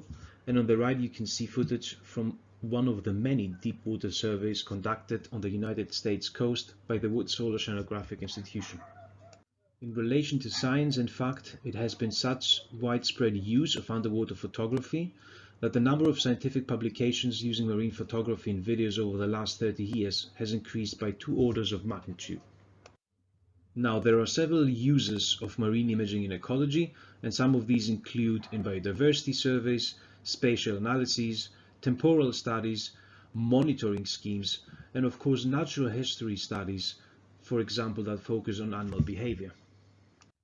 At this point, it might be useful to list some of the advantages and disadvantages of using marine imaging in ecology. On the pros, first, it's a non-invasive, non-destructive method, and hence it is suitable for the exploration of sensitive and threatened ecosystems like ancient coral reef or sponge gardens. The surveyed area can be accurately determined, which gives better estimates on population density and biodiversity patterns, and allows for better comparisons between different studies. Furthermore, it is a transparent method in that photographic evidence can be shared with other researchers, editors, and policymakers. Now, because of that shareability of the content, it allows for the creation of a digital archive that can be accessed and used to train the next generation of ecologists. And of course, it is a wonderful tool for public engagement too, as sharing powerful imagery from underwater environments can raise awareness and excite the public about the wonders of our ocean. Just think about the impact of Blue Planet 2 and 1 series and other documentaries. Other cons, marine imaging is not great for taxonomy. Taxonomic identification often is not possible at the species level, and ecologists have to stop at genus or family level identifications. Marine imaging is also not great for small and cryptic fauna, because a lot of these are too small to be able to be identified from imagery and videos. In addition, analysis of imagery can be time-consuming, and it requires at least some degree of technical expertise, at least in relation to the software being used for annotation. There are many steps in using marine imagery in ecology, starting from the aim of the survey and the survey design, all the way to the interpretation of collected data. At this next part of the presentation, I'm going to focus on the collection of marine imagery and videos, focusing particularly on transect surveys. A transect survey is any survey that follows a path, in many cases a straight line, that can be predetermined using a tape measure, as is the case in the coral reef survey above, and along which one counts and records occurrences of the objects of study. In the case again of the picture above, the aim of the transect survey was to count the abundance and percentage cover of coral reef benthos in Bermuda. And here are some additional examples of transect surveys that have been conducted off the island of Poivre in Seychelles using submersibles. The different colors and lines represent different transect surveys, and you can see that for the most part transect surveys were following a straight line. Now in this next part I'm going to focusing on how to conduct transect surveys. I'm going to focus on how to conduct them using different methods, first of all divers, then move on to the submersibles, and finally with remotely operated vehicles or ROVs. But before I do that, I'm going to list some transect survey considerations that are universal irrespective of the type of method you end up using. First of all, it's transect length. This is a very important parameter that might affect the results of your survey. Very simply, if the transects are too short, they might not be able to capture the biodiversity that is present in your survey area, and hence the results will not be representative and not robust. And you can visualize this very effectively with species accumulation curves. Now, on a species accumulation curve like the one on this slide, you can have sampling effort on the x-axis. In this case, it's the number of images per transect, and on the y-axis you have the number of morphotypes of species. Note that each line here represents a different transect survey. Now, starting from 0 images, as you begin adding images from a specific transect, you can see that the number of species you observe is quite high. Hence, the slope of the curve is quite steep. As you continue adding images, fewer new species are going to be observed, and the slope of the curve decreases until it effectively flattens out around the 40 image mark, after which very few, if any, new species will be observed. meaning that you were able to capture the whole of the diversity in your survey. Now, if your survey was short, corresponding to approximately 20 images, you would have missed a lot of the diversity that was available in your area, and hence the results from your transect survey would not have been representative. The next one is transect width. Typically, most surveys have a width between about 2 to 5 meters, because higher than that might not necessarily be practical. Now, there were some studies conducted on fish which have shown that actually different transect widths are affecting the density and diversity estimates. So this is something to consider before conducting a transect survey as well. Then, given a specific length of a transect, there is also the duration of the transect, or in other words, the speed at which the transect survey is being conducted.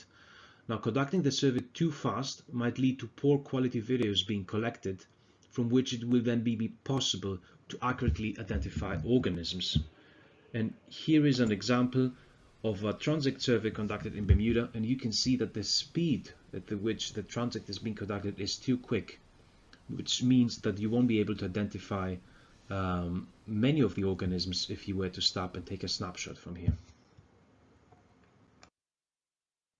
And here I'm going to show you an example of a much slower transect survey. And as you can see, you have a much clearer sort of understanding of different types of organisms living here. And if you were to stop and take a snapshot, then straight away you would be able to identify the different components of the benthos. Distance from bottom is also a very important parameter for any transect survey.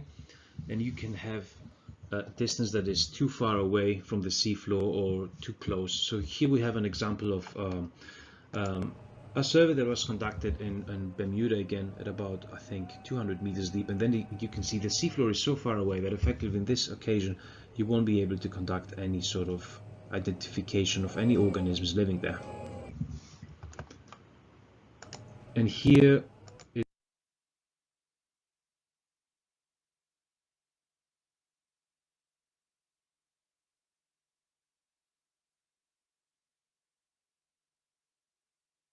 another example of a much closer survey in which you can effectively see all the different components of the benthos and you can start identifying them. So try to keeping the distance from the bottom as consistent as possible, and I realize this won't always be the case because of varying topography.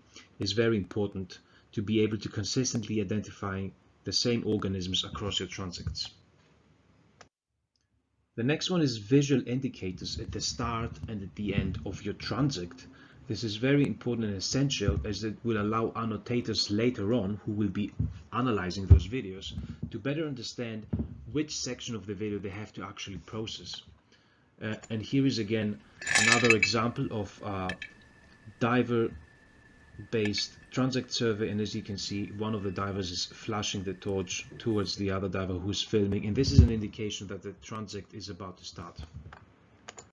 And of course the best cameras to use, which will be a trade-off between battery life, recording capabilities, depth rating and many other specifications that will be relevant to your survey, and a lot of these I'm not going to expand on because they have been largely covered by the lecture of Charlie van der Medden on camera systems. Another parameter is the use of single or stereo video systems called SVS. Now with stereo video systems, essentially what you mean is you have two cameras positioned at a specific sort of distance between them in such a way that they also have an overlap in what they can actually see and record. SVS is used frequently in fish surveys, and it might be suitable if you want to have accurate estimates of fish biomass. Replication is next. In ecology, the rule of 3 applies, where you need at least 3 transects in one depth or location in order to be able to capture the variability that is present in the diversity and abundance of life there. So if you want to be able to make statistical comparisons later on between different depths and location, a minimum of 3 is also required. And finally, naming conventions are really important, as having a standardized and consistent way in which you name your files will ultimately lead to better data management, which can save lots of time and effort when it comes to process the data later on, or when you have to compare data from different surveys that you have conducted. And now moving on how to be conducting transect surveys, focusing first on divers.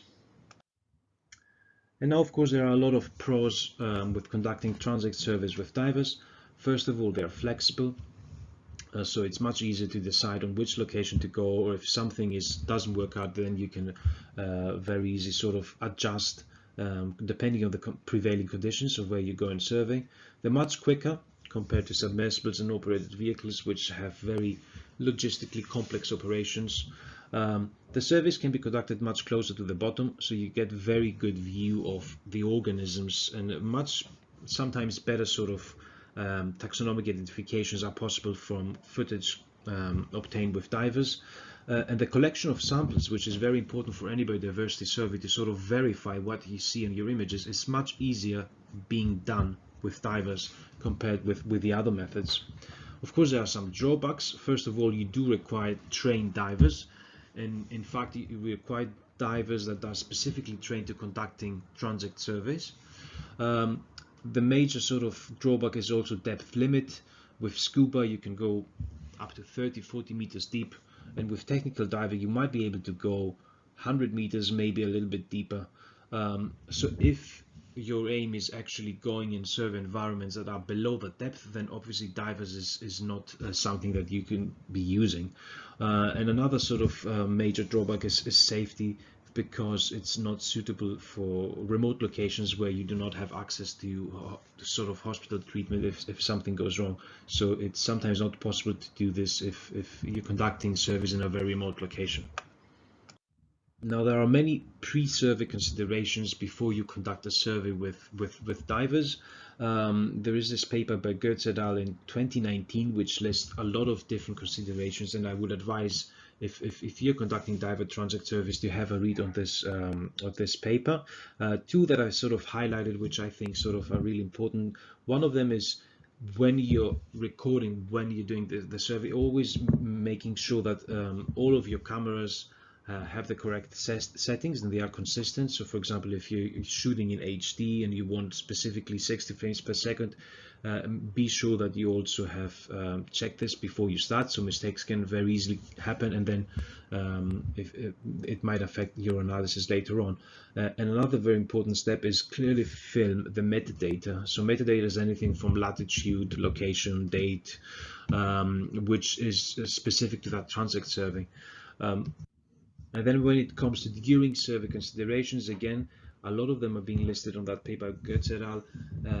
I've highlighted two of them, which I think are really important. One of them is if you're using even like a stereo or even like a single camera, make sure that when you're not recording, point the camera towards the surface, so straight away the annotator later on will know that this is not part of a transect survey, so there won't be any mistakes further down the line. And the other one is try and keep a consistent transect speed, as well as distance from the bottom, which, as I've shown with the videos before, is very important in order to be able to have consistent identifications and identifications that are actually possible. And again, here I'm going to be showing you one example of a transect survey that was conducted in Bermuda. This is the view of the second diver, the diver buddy, which is actually filming the one conducting the survey. And as you can see, good distance from the bottom, transect speed is consistent, and they're following a measuring tape that has been laid down to the seafloor.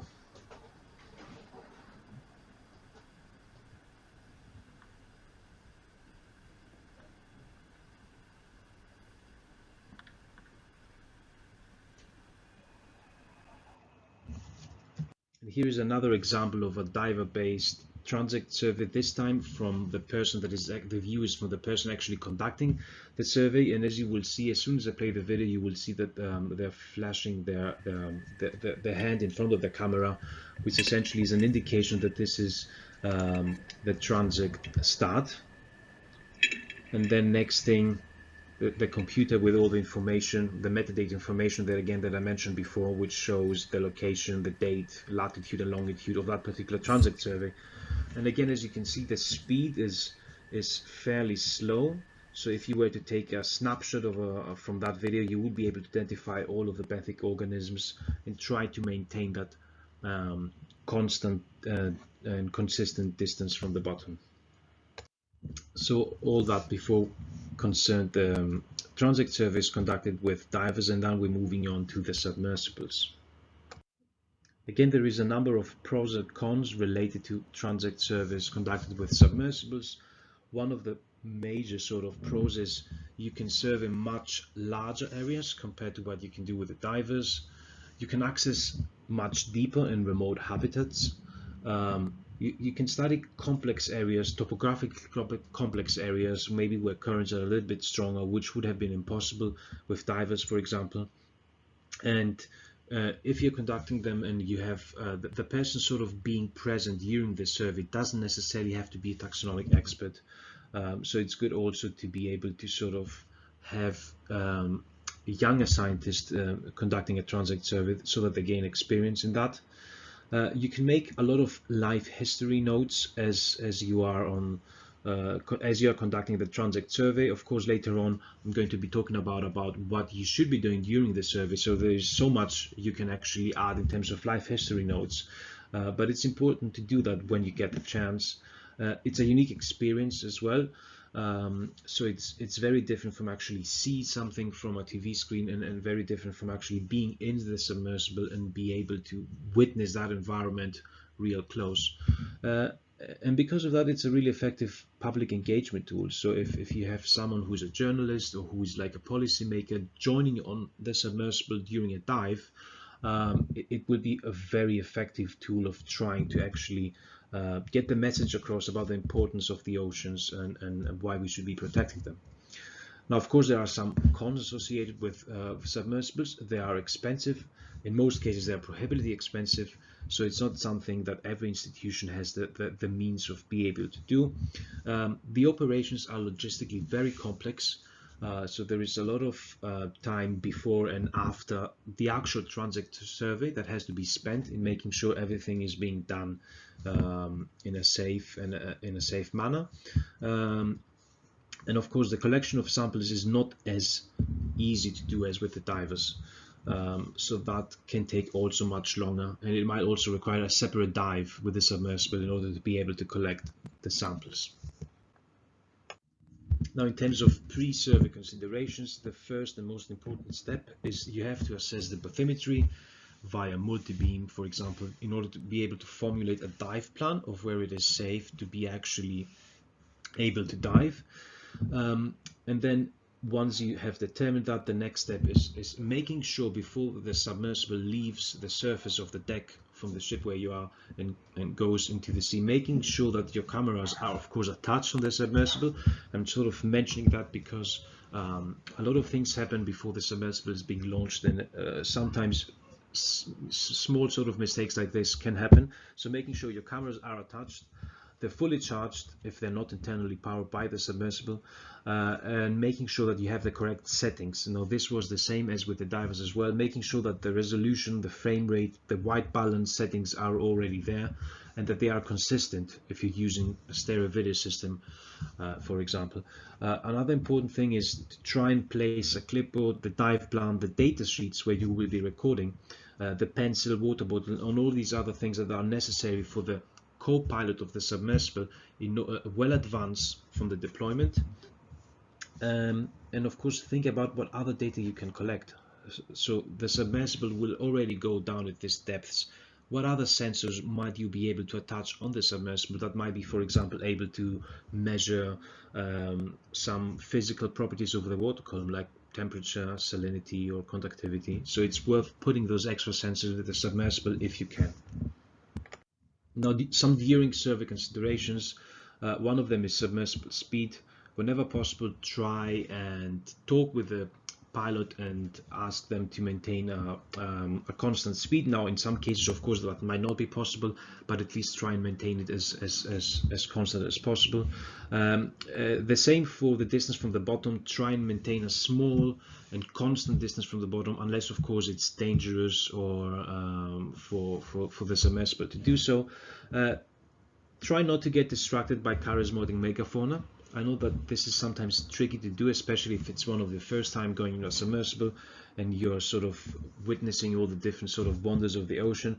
But if the aim of the submersible survey is to conduct a transect survey, then you should be focusing on that. Of course, at the same time, try and make some live history notes when you have the time to do so, which are not necessarily being captured by the cameras that you have attached on the submersible. For example, take a picture of something that might not be recorded by those cameras. This is the sunfish that you're seeing here is one such example. So that hasn't been captured with the cameras of the submersible, but the co-pilot was able to film that with their phone. So things like that, it's really nice to be able to capture them.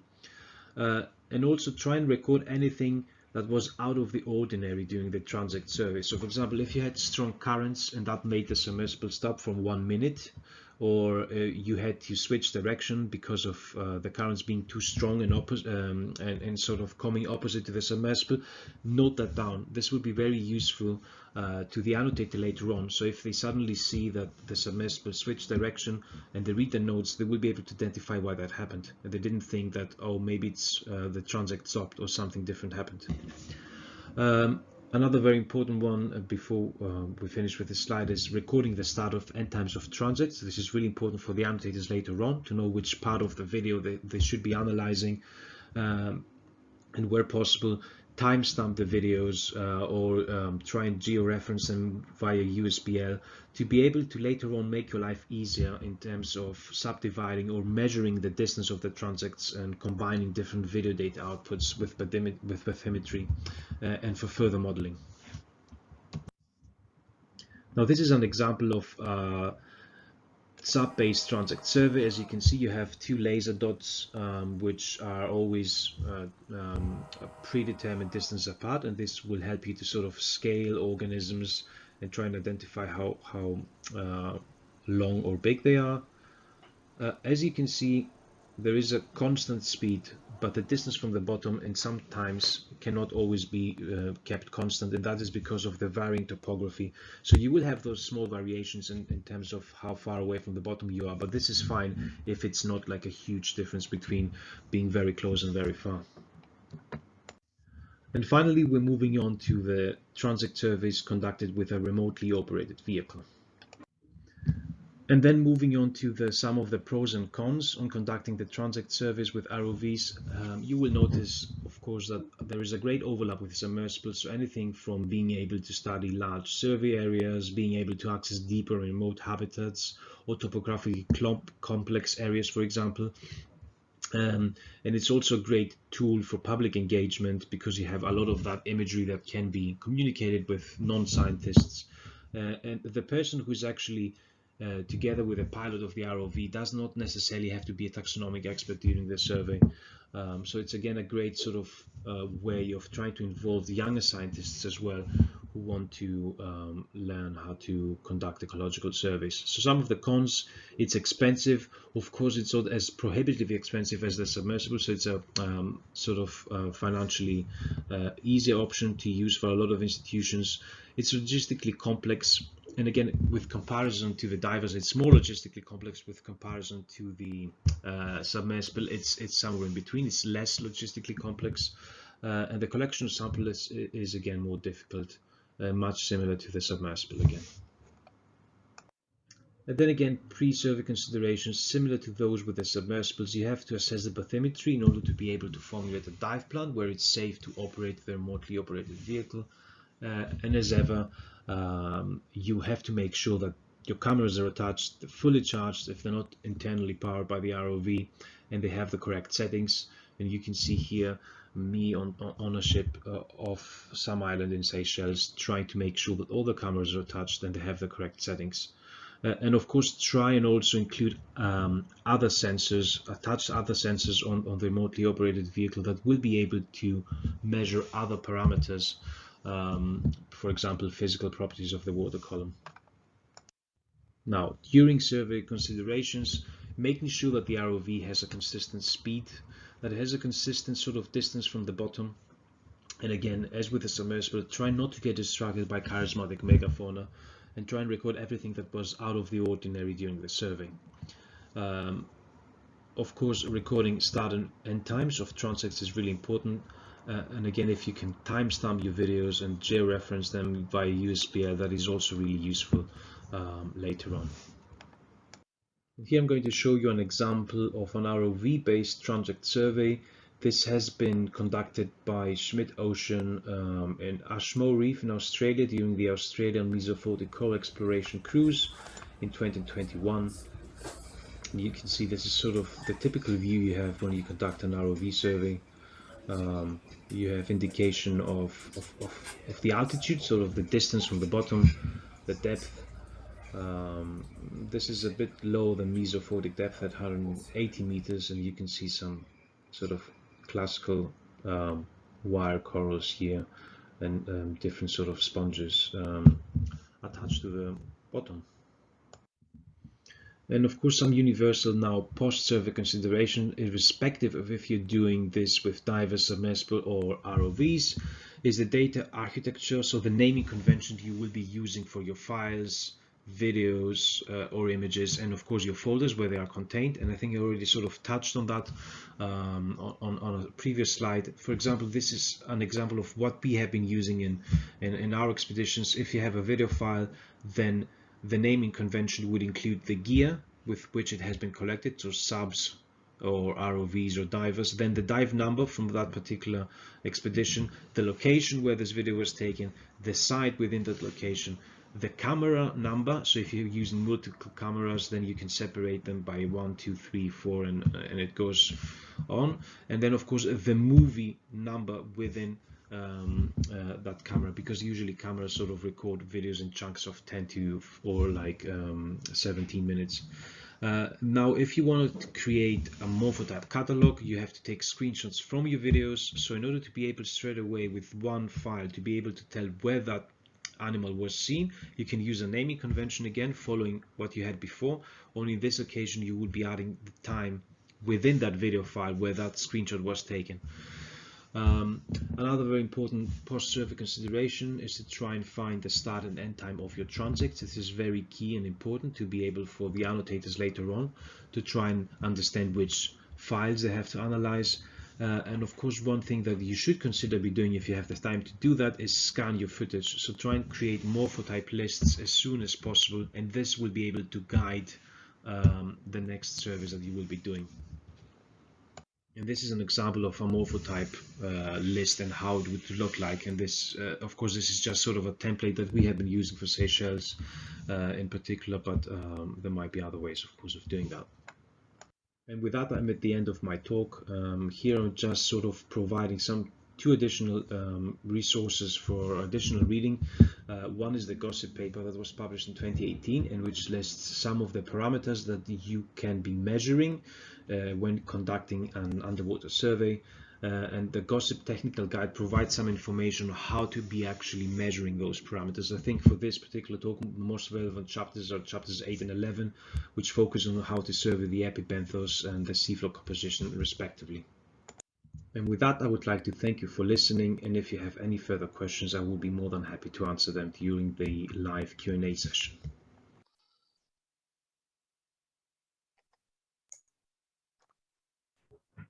Thanks, Paris, for that talk. I loved it. You provided us with a lot of information, but it was nice and easy to follow. Thank you. I think, you know, for those of us that use Benthic camera systems, we always expect lots of footage and example videos, and it's not often delivered, but in your video, in your presentation, it was delivered. So thank you. It was really, really cool to watch.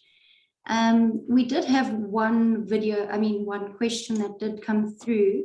I'd just like you to answer it live, if you don't mind. It was, how do we avoid bias from areas with great visibility and those with poorer visibility? Sure. Can you hear me first of all? Just checking. Yes. Okay. I think what is meant by that question is, how do you make sure that, for example, during a transect service, I sort of showed examples of where you can have, you know, something that is ideal and something that isn't ideal, and how do you sort of make sure that it's standardized across the survey? So there are some sort of rules that you have to make before starting your annotation. So for example, this sort of depends on your question and what you actually can see on the videos. But for example, in our studies, what we have done is if an image, for example, a still image that did have a lot of sedimentary suspension, it was excluded from the analysis.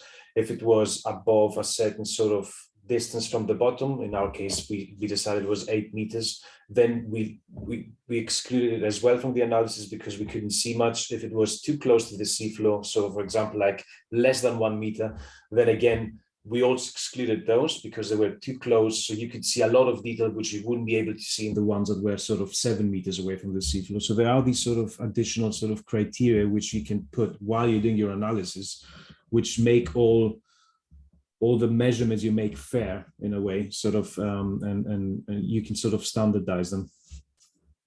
Okay, great. And is that you know, standardized across the board, or is that? No, it's not, sadly. So a lot of, as a lot of the things in sort of marine science, I think there is not great standardization. There are efforts right now being made to try and standardize those, but there isn't sort of a gold standard of what you can do. But I think things like if there is sediment in front of your still image, and in general, I would advise if any image that you're analyzing, for some reason, because of poor lighting, because of sedimentary suspension, because it's too far away, you're not really sure what's going on. If you start doubting yourself, that should be out of the analysis. Because even with, you know, like with a lot of certainty between different researchers, you see differences in the annotation. So if you're starting doubting yourself, can I see this? It's too dark. It should be out of the analysis. You're probably right, yes. Okay, we got a question from Frank. What actually determines or controls the speed during the transect by divers? Is it the device or the diver, him or herself? Sorry, what was the first one? I think that I got the last bit about the diver. Let me just see. Is it the device or the diver? Okay.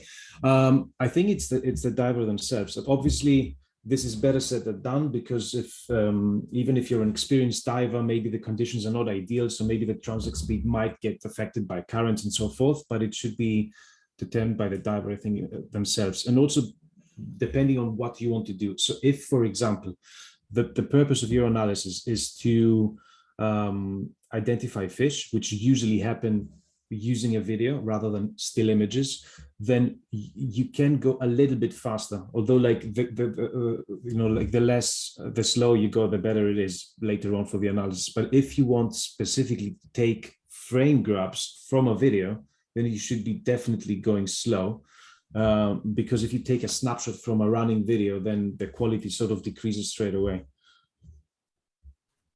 Cool, thanks. The next question is, thank you for the great presentation. I was just wondering about scale issues, quantification of organisms size, for example, it can be a problem. Yes, so that's why if you saw, for example, for a diver-based survey, usually you have a measuring tape on the seafloor, so that sort of straight away will allow you to scale things for that particular image. Now, for example, as a scenario of what do you do to try and standardize, if for a reason, one of the images from that survey does not have a measuring tape, then of course you leave that out of the analysis as an example.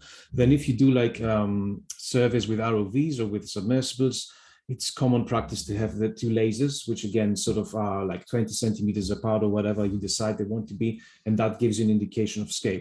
So that is if you're using one image. Now, if you're using if you're using one camera, if you're using two cameras, so you have a stereo system, then that allows you, then you don't need anymore like to have a measuring tape or lasers. So you can, the way the stereo system is set up is made for you to be able then later on to determine straight away what scale an image, for example. So that's why a lot of people use stereo systems, because they're more accurate, and you can, there is no danger of, you know, like the laser going kaput or whatever. So yes, so I think that's how you scale images. Great, thanks. Another question. Thank you for the great presentation. I was just wondering, sorry, I'm reading the same one. That's fine. Have you been down in a submersible, and if yes, how is the experience? That's from Anthony Bernard. Yes, so I've been lucky enough to be able to be on an expedition where they had submersibles. So this is not very common, I have to admit. So I was definitely lucky of being able of that expedition. And so I've been a couple of times down there, and a lot of researchers from that expedition have been there. We were in Seychelles 2 years ago, and we did sort of survey habitats between 0 and 300 meters. So my deepest dive was 120 meters. It's a unique experience. It's completely different. I mean, I don't know what I was expecting, but I enjoyed it a lot. And everyone sort of had the same sort of awe and wonder, going deep and seeing something that you usually see in front of a screen. You are able to see it live. It sort of completely changes your perspective. So obviously, I really enjoyed it, and I'm looking forward to going again, hopefully in the future. I'm sure. And then there's another question. Thank you very much for this very nice presentation, very instructive.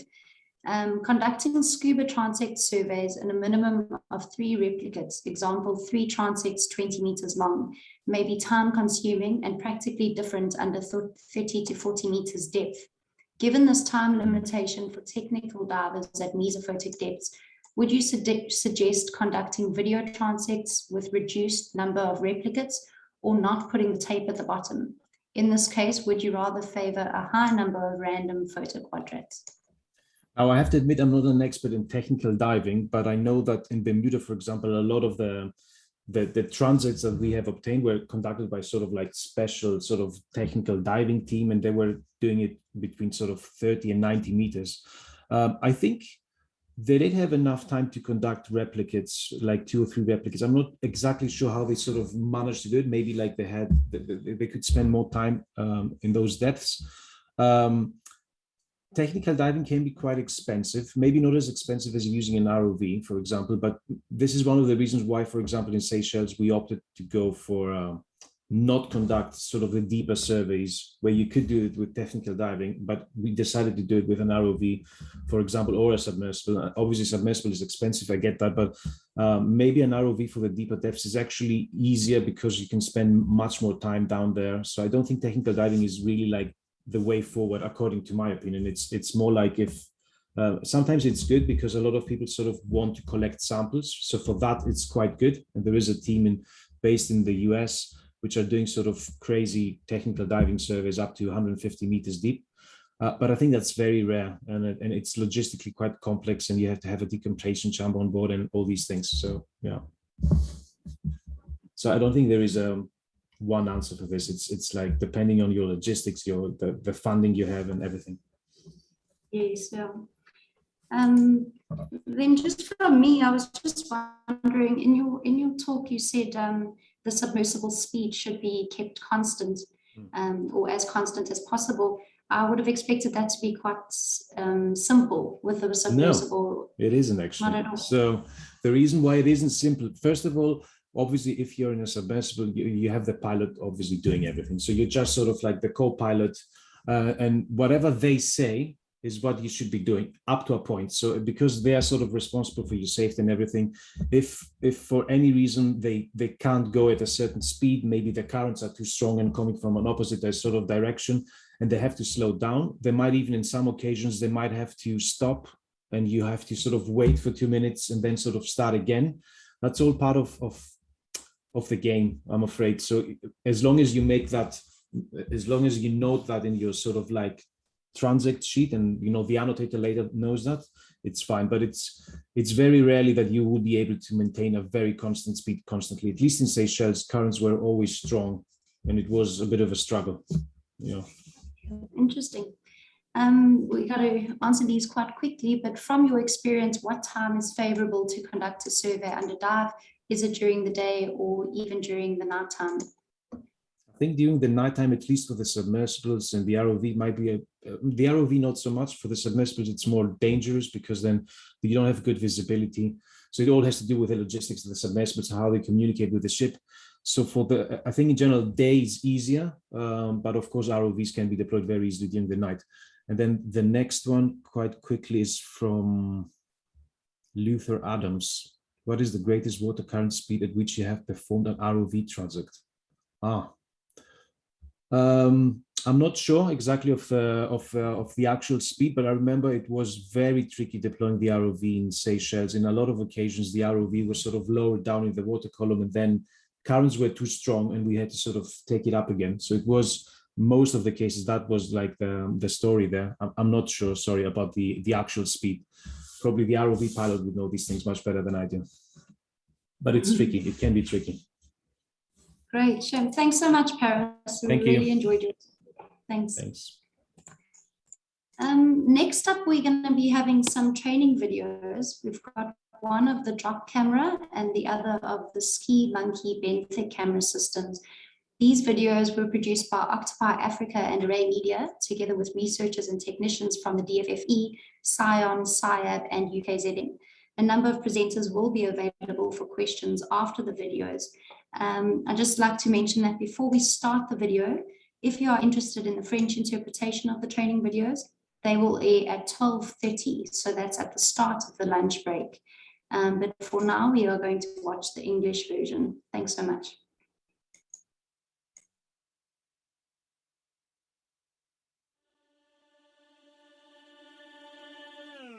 This informative step-by-step video will demonstrate how to set up, deploy, and operate a drop camera, as well as how to follow post-deployment protocols.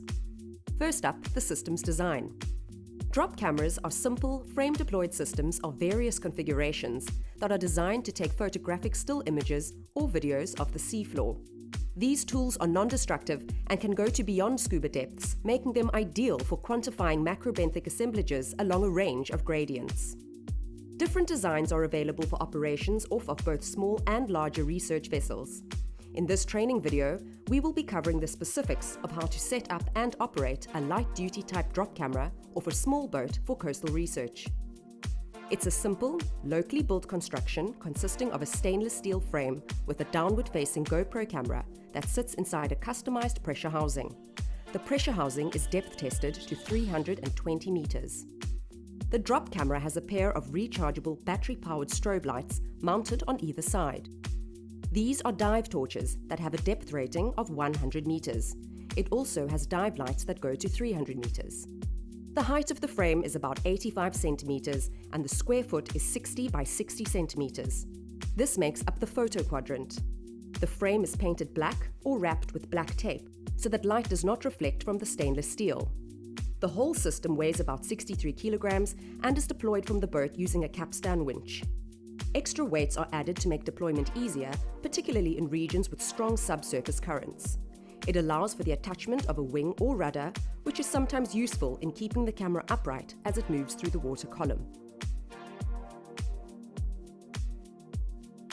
Setting up the pressure housing and GoPro. Remove the camera's pressure housing from the frame.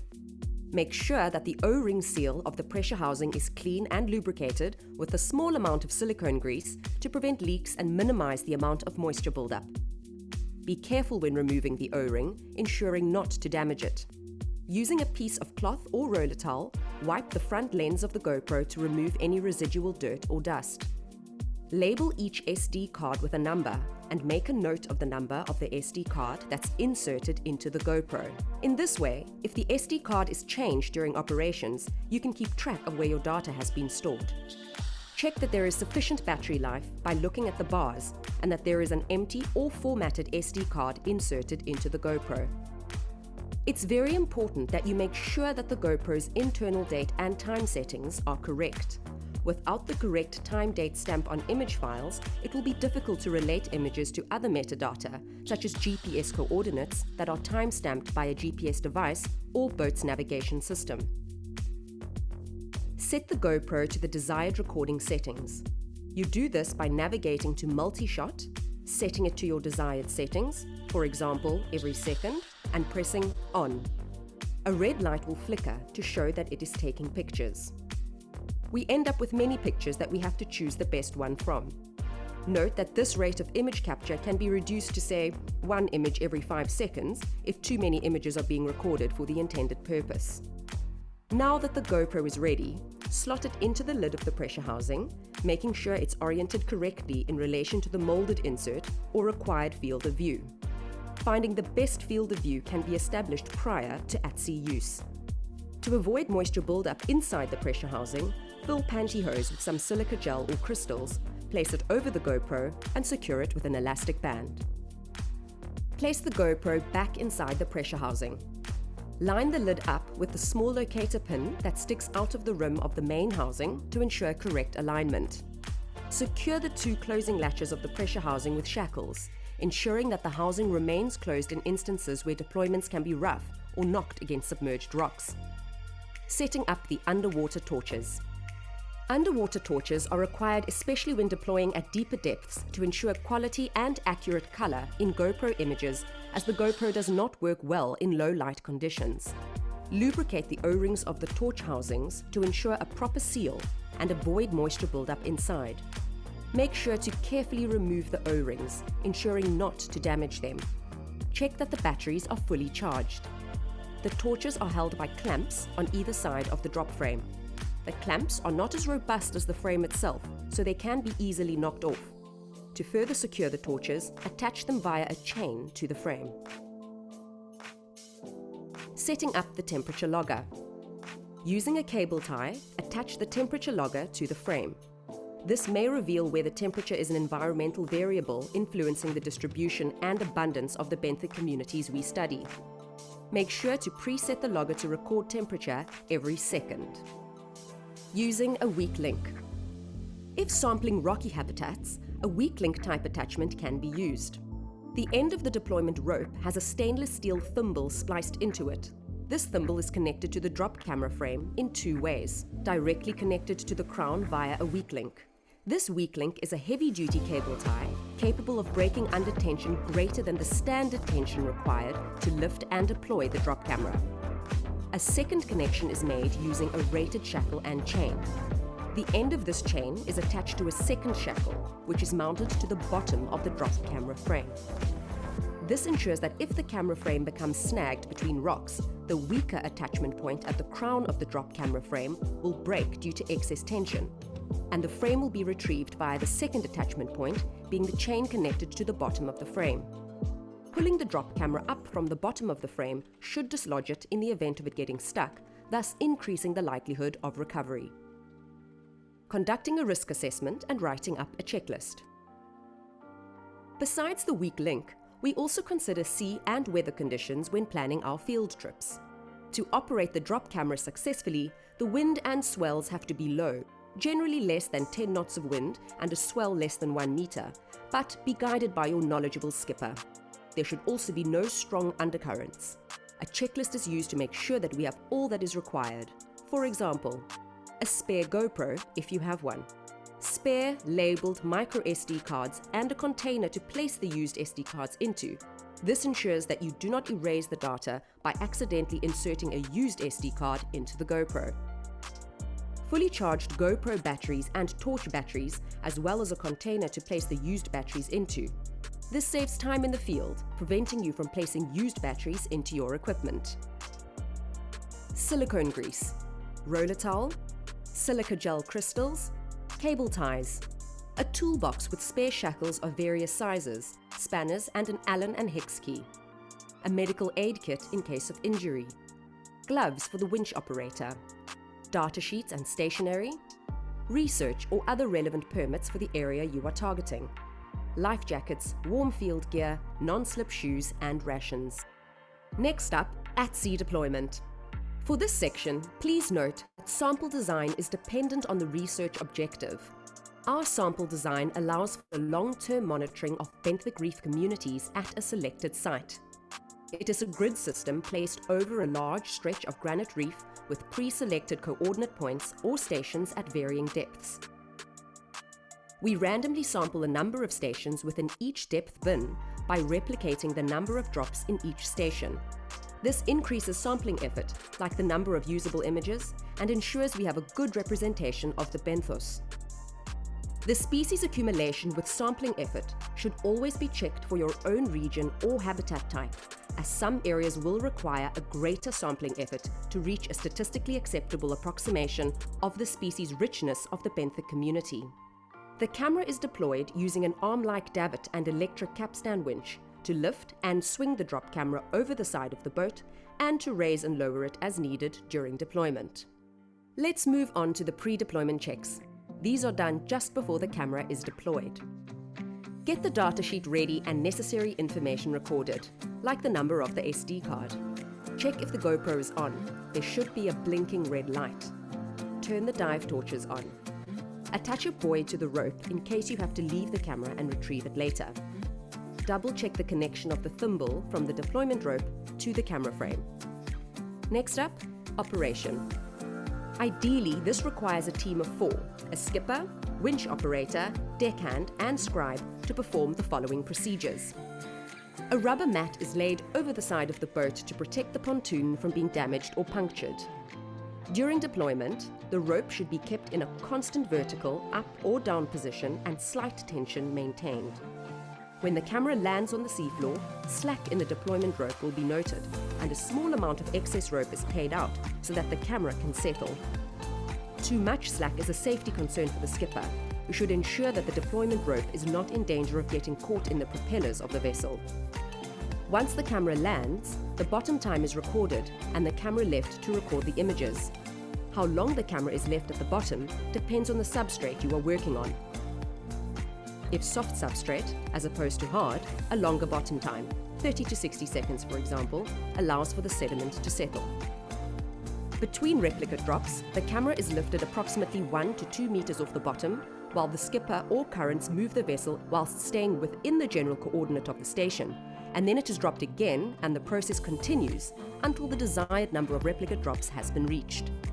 The drop camera should be brought up to the surface when moving between stations. Lastly, we move on to post-deployment protocols. Rinse all the equipment with fresh water. Wipe down the inside of the pressure housing with paper towel to absorb any potential moisture buildup, and make sure to clean and lubricate the O-rings. Soak the torches and lubricate the O-rings once again. Recharge used GoPro batteries to ensure they're ready for the next trip. Download the data from the SD cards using an adapter and store it on external hard drives until the images are processed and stored in a data repository system. Working with drop cameras in this way provides a simple, relatively low-cost and reliable means of sampling benthic habitats for a wide array of monitoring and research purposes.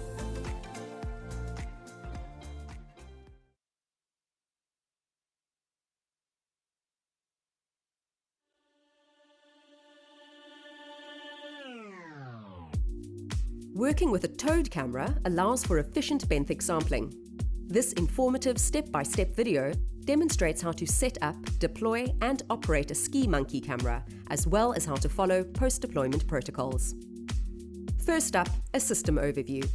The Ski Monkey benthic camera system is a passive towed camera mounted on a squat stainless steel frame resting on 2 10-centimeter wide skis. It consists of an underwater module containing pressure housings that are fitted with a Canon EOS 760D camera, capturing both video and still images, 2 LED lights and flashes to illuminate the seabed, and 3 scaling lasers to quantitatively scale the seafloor images. The pressure housings are set at a 45-degree angle relative to the horizontal plane and are approximately 90 centimeters above the substratum. Also attached to the camera frame is a microcat CTD, which records salinity, temperature, and depth during the camera transect.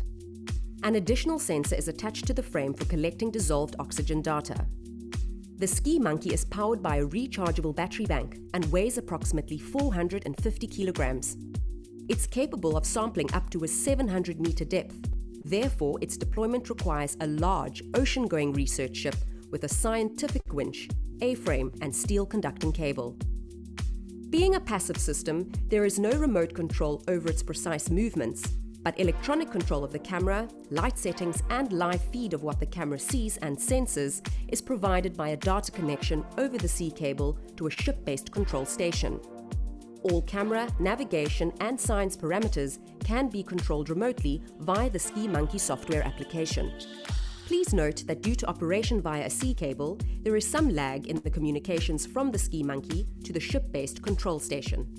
Let's move on to the pre-deployment protocols. Before survey mobilization, technicians should allow enough time to set up, service, and test all equipment. This can take between half a day to a full day. The mechanical attachment and setup for towed deployment. In its towed configuration, the load-bearing attachment of the camera system to the sea cable is done using 4 strops. These are heavy-duty chains running from the camera frame to the steel dead end or mechanical strain relief point at the end of the C cable. The chains are sheathed in PVC tubing to avoid damaging the camera frame. The strops are attached to the top rear lugs of the camera unit and to the lower forward lugs on the ski frame. The respective lengths of these upper and lower chain pairs should create a forward pitch from vertical of approximately 25 degrees when the camera is lifted off the deck by the C cable. This angled pitch allows the camera system to land on the seafloor with the rear ski frame touching down first. 2 subsurface floats are attached at set positions to the frame, one to the front and one to the rear. The former is to prevent the C cable from obstructing the image, and the latter is to ensure an angled drop of the ski monkey on the seabed. All attachment points should always be carefully checked for closure and have their pins secured with wire or cable ties. The electronic connection and setup. The electronic connection between the ski monkey and the operations laptop is set up by connecting the ship's winch output to the surface modem and the deployment end of the winch cable to the camera itself. In turn, the modem is connected to the laptop in the operations room.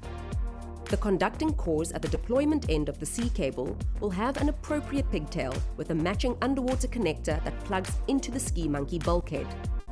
This should always be connected carefully, paying attention to the alignment of the silver locator pin and 2 or more copper live pins. Once plugged in, the connector will have an outer lock ring that needs to be screwed over. This should only be finger tight. Just remember that the pigtail should be secured to the frame in a manner that allows it to be unaffected by the action of the ski monkey during operation. So here we go. Connect the ship's winch output via the Science Electronics panel to the surface modem port labeled Line 2. Connect the power supply to the surface modem port labeled P. Connect the Ethernet cable to the surface modem port labeled Ether 1. Connect the other end of the Ethernet cable to the operator laptop. Ensure the PGM button is in the center position. Connect the C cable to the ski monkey connector. Turn on the ski monkey by turning the power switch until it clicks. Now that the ski monkey is powered up, it will initiate communications with the surface modem and operations laptop. This connection is indicated by the LED link lights on the back of the surface modem. Upon power up, this light will initially blink, but once it becomes a solid light, the connection has been established. Open the SX Virtual Link software on the operator laptop. Initially, the list will be blank, but as the ski monkey systems are enumerated, 3 devices will be listed. If the device status does not read "You are connected," right-click on the device and click Connect. Launch the ski monkey controller software once all 3 devices are enumerated and connected. From the File menu, select the Connect option. Open the DSLR Remote Pro software. The software should automatically connect to the ski monkey camera. If it does not connect, click on Camera and then Connect to Camera. Ensure that the time and date are synced to the ship time. This can be done by navigating to Camera and then Set Date or Time and Owner String. Open the Live View window by clicking on Camera and then Live View. Remember, always ensure that images are only stored on the camera. To do so, click on Camera and then Save to Camera Only. Take a preview image to ensure that the camera is working through the surface modem. To do so, press the F9 key or the Preview button in the top right-hand corner of the DSLR Remote Pro window. Run a deck test to ensure that the LED spots and lasers are switching on and off. To conserve energy, it is good practice to switch off the LED spots until the ski monkey has reached the sea floor. Don't forget that the ski monkey lasers can cause severe eye damage, so make sure they're switched off prior to deployment and before the ski monkey surfaces. Next up, the operating procedure. Deployment of the ski monkey occurs off the stern of the ship using the A-frame to lower the camera to the seabed. Once on the seafloor, the system is towed behind the ship at a speed of 0.5 to 1 knot for approximately 30 minutes, while images and videos are recorded across an approximate 300-meter transect. Consecutive, non-overlapping still photographs are taken as the camera moves and as conditions allow. Data is captured on the camera's internal storage for later download. Each transect equates to one station, resulting in a series of approximately 100 to 150 oblique photos and video with associated environmental data. Descending to operating depth. Determine the feasibility of deploying at the specified location with the master and cruise leader, considering the terrain, weather, ship maneuverability, and depth. Once a suitable bottom topography and depth have been observed on the ship echo sounder, the ski monkey can be launched. Inform the bridge personnel that you are ready to deploy and wait for confirmation that the ship is at deployment speed and approaching the start of the survey line. Following the signal to deploy, the specified deck crew should use the winch and gaffs to lift and guide the ski monkey into the water as the vessel begins tracking towards the start of the survey line. Deck crew should limit potential swing and impact of the ski monkey against the vessel. During the descent, monitor the depth from surface and altitude from seabed readings. A descent rate of 1 meter per second is recommended for deep dives more than 100 meters.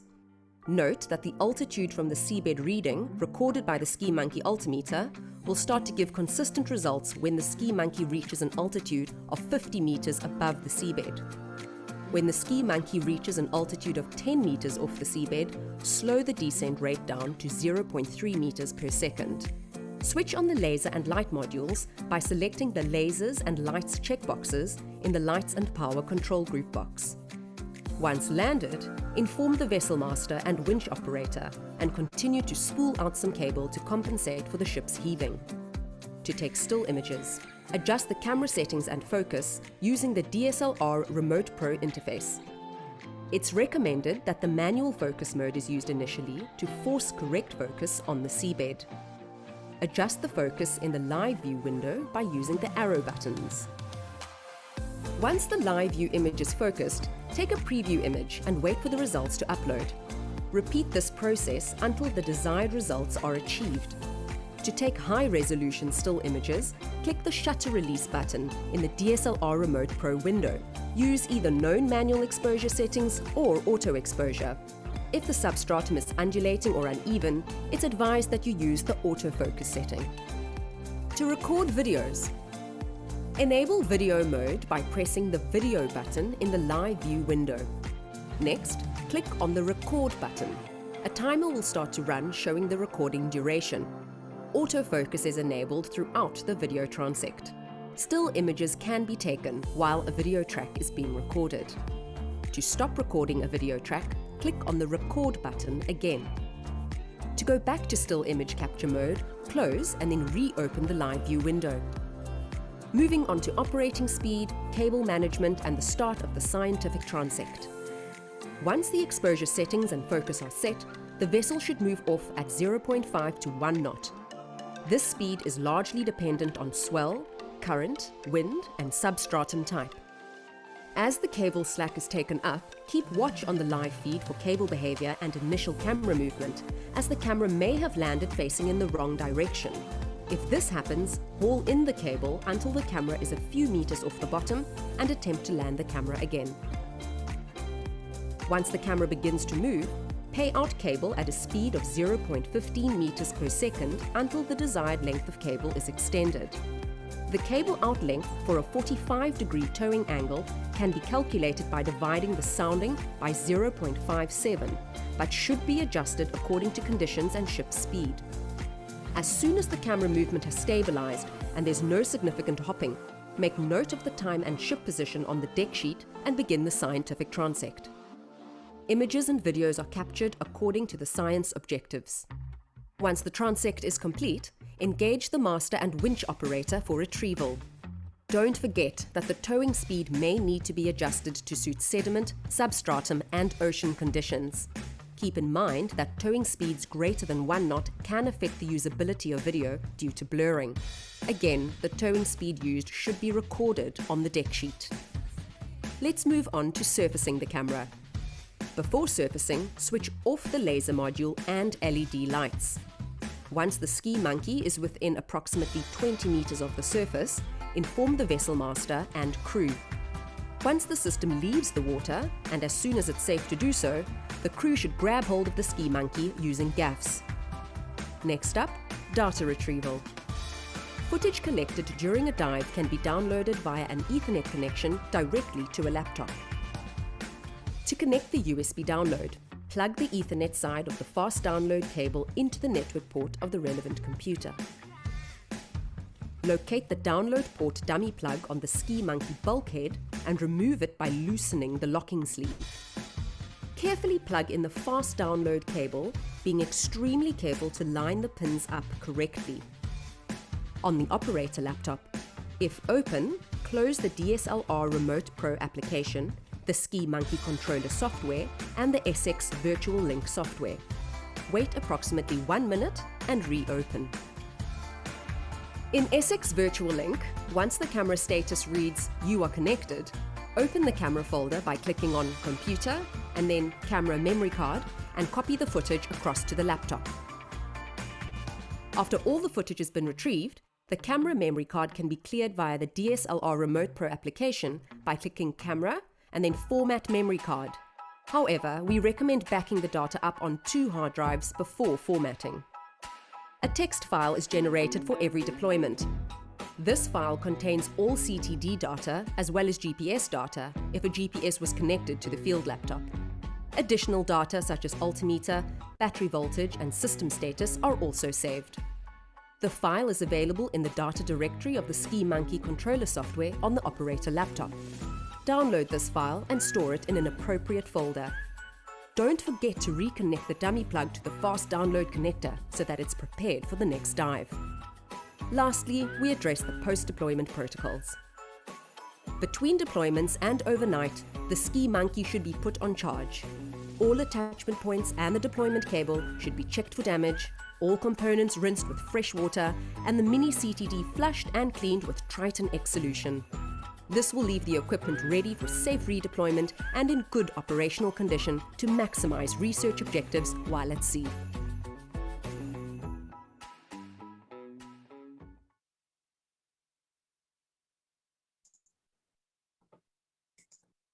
That was great. Thank you, and well done to the teams that were involved in producing those training videos. I have a few people that are going to be joining us to answer any questions you might have regarding those training videos. We've got Tanya Haupt, Grant van der Heever, and shortly Charles van der Meerden and Lorenz Snyders are going to be joining us. I think to kick us off, there was a question remaining from the previous talk. One is directed at Paris, and I think he will be answering that soon by typing in. So please just keep an eye on that question if you are interested in the answers. Tanya, there is a question directed at you. Can we have links or access to this video in an ongoing fashion? I would be keen to use it to help standardize education and training of staff or students or citizen scientists. Thanks, Roxy. Yes, so we'll provide the links for the video shortly. And your is by the as many of us can benefit from it. Yeah. Great, thanks. I'd just like to remind everyone that you're able to ask questions via the Q&A function or by simply just raising your hand, and we'll just ask the tech team to unmute you. Doesn't look like there are any questions coming through just yet. I think there might be a poll that we are interested in getting some answers from, and that will appear shortly too. If you could please just answer the poll when it does appear.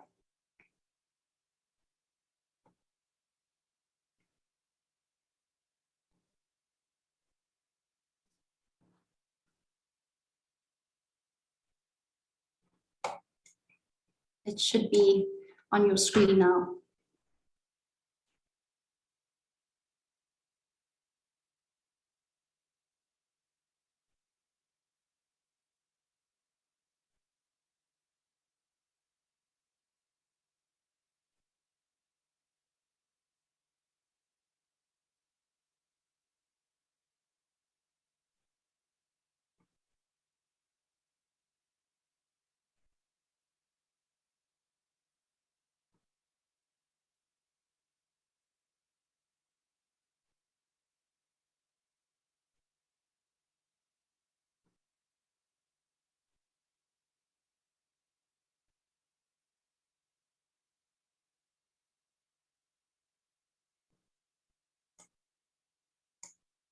Okay, I think once those are submitted, the answers will be live and available to all of us. I had a question just regarding the drop camera. I saw on the boat there were quite a few people there to deploy and retrieve. I was wondering, what is the minimum number of people required to deploy and retrieve those systems? Yes, Tanya. So, Roxy, what we found is that when we have a team of 4, which is a little more efficient, we sometimes also have to take what we with staff that we have.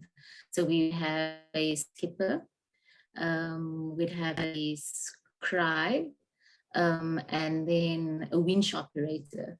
The 4th person, what we call a deckhand, would come in handy when the jump camera is being deployed over the boat.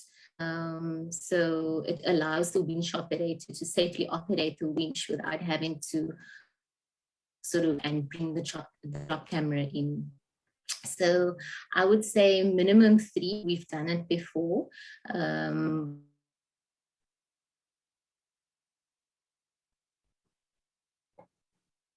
I think we've lost Tanya there. But basically minimum 3, but obviously the more efficient. I don't know if either of you, Grant or Charles, if you have anything to add. I think Lorraine is with us as well. I think his camera is just not on. Before you have anything to add, a question has just come through. How expensive is a ski monkey setup?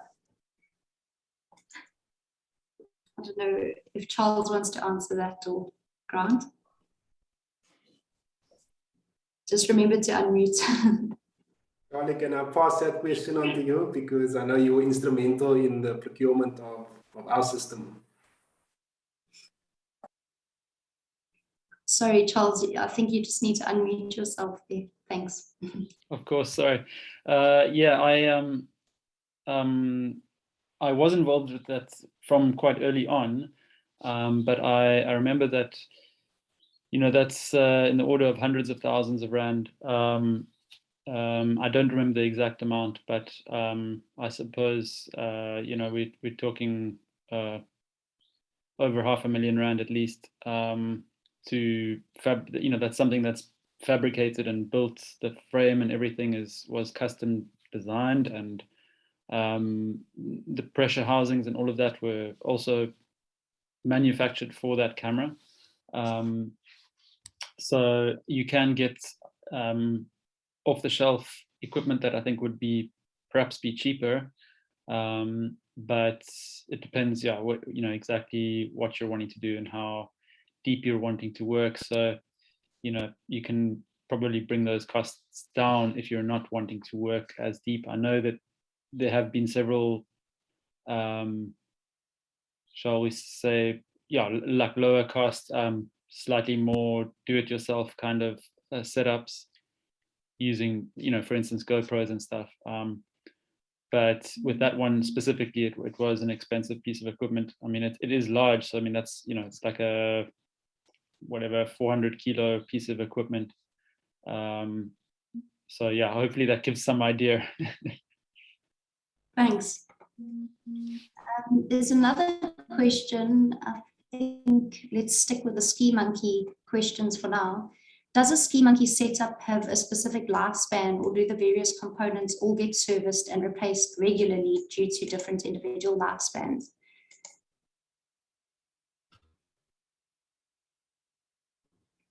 There, Grant's raised his hand. I think just unmute yourself. Thanks.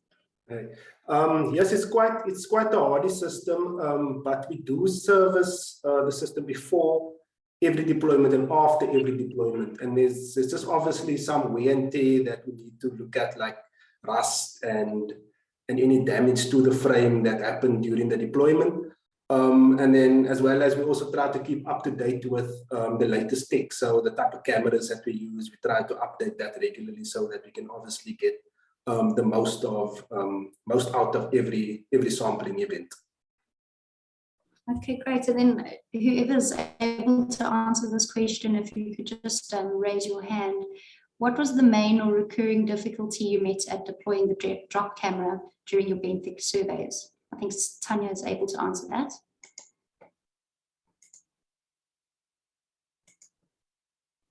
Thanks, Roxy. Sorry, I'm going to keep my video off. My internet connection is not so good. So I think Lorraine can also speak to this, but I'm just going to mention that strong undercurrents seems to be our main culprit when doing our drop camera surveys. And also when we work in the shallows, our terrain is quite bouldery. So we often find that the drop camera would kind of get stuck on the boulders, and when there are strong undercurrents, this just makes it so much worse. Yeah, I mean, we've had a couple of occasions where we actually thought we'd need to ditch it, but that's also why we have our buoy attached to the end of the rope. So just in case we need to just throw it overboard and retrieve it at a later stage. But yeah, Lorraine deals with all our, our technical issues like that. So I'll hand the floor to you. Hi, Roxanne. Hi, all. Can you hear me? Yes, hi there, Lorraine. Perfect. Yes, so just to add to what Tanya said, in terms of difficulties that we've had, one of the major ones also, like she mentioned, the undercurrent. So it's very tricky for the skipper to actually hold station, if I can say it that way, just to remain in the same spot while the camera is down. The problem that comes with that is that if the boat moves off its station and the camera is still on the floor, we tend to drag the camera when we're hauling it back up. And that's when most of the snagging happens, because it can get stuck between rocks and so on. So that's a major difficulty. And then, so the guy operating the winch and the skipper always need to be communicating to each other. Also, the skipper should be watching that line, so that that line is always in an up-down position, because once it starts going at an angle, that's when the major issues start to happen. Yeah. Yeah, absolutely. And I was just wondering, when that system is on the seafloor, do you take a GPS coordinate for every time it's dropped onto the seafloor? Yes, that's correct. Okay, so it's easy to go, well, not easy, but you can go find it should you have to. Yes, not easy, because like she said, if push comes to shove and we need to throw the line overboard, at the end of that line there is a buoy. So if we need to come back to that at a later stage to collect it, maybe the next day if we're running out of time, yeah, then we have that option. Great. I think Tanya's got another comment to add there.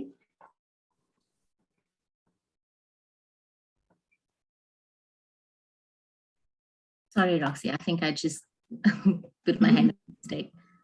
Okay, no worries. Shane, thanks so much, Lorraine and Tanya, for answering those questions. I see there's an anonymous person who's asked who came up with the name Ski Monkey. I was also wondering, and someone else has liked it, so that makes 3 of us interested in that. Can't you tell that that's a name cooked up by engineers? So it was actually the people that designed the engineers in the company that designed and built that camera. And I think in one of their prototypes, they decided that it looked like a monkey sort of sitting, or on skis or whatever. So yeah, we've had to sit with that for since then, but we like it. Brilliant. I don't know if Tanya's accidentally hit the hand up button, or if she's got a comment there. Oh, sorry, thanks, Roxy. It's for real this time. I just want to say that I don't know, Charles and Grant, if you're familiar with it, but the ski monkey was first called the spider monkey. So it was also kind of like a drop camera system that they, use off a big research vessel until everyone decided that it needed to be towed, and then it became a ski monkey. Yeah. Okay, so the monkey was there always. Yes. Thanks. There's another question here. How often do you go sampling, or what guides the sampling schedule? I don't know who that is directed to, or which system that's directed to, but I don't know if anyone wants to answer that. I don't know if that's Tanya's hand up again there. Sorry, no, sorry, it was still my hand. I'm trying to juggle the hands and the poles.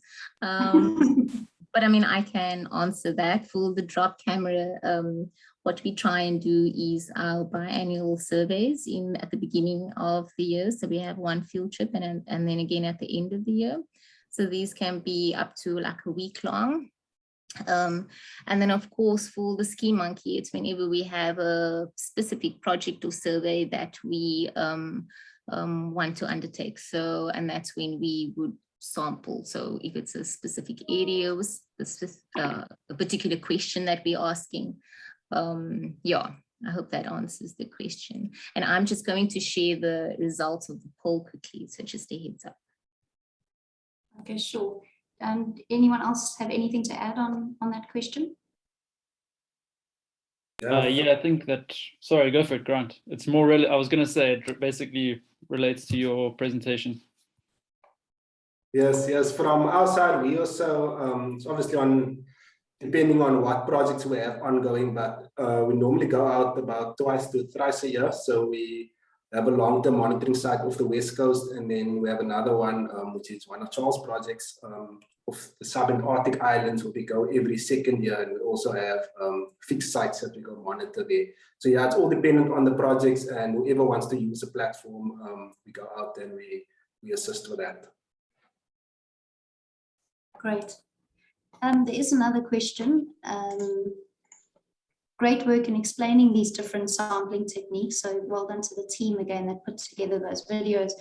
I really enjoyed the talks and videos. Anyone is welcome to answer this question. In terms of getting experience with benthic sampling and working with these kinds of instruments, where can one find out about opportunities to get involved with the deployment of these instruments when running these visual surveys, especially if you might need extra hands on deck? Who can we contact?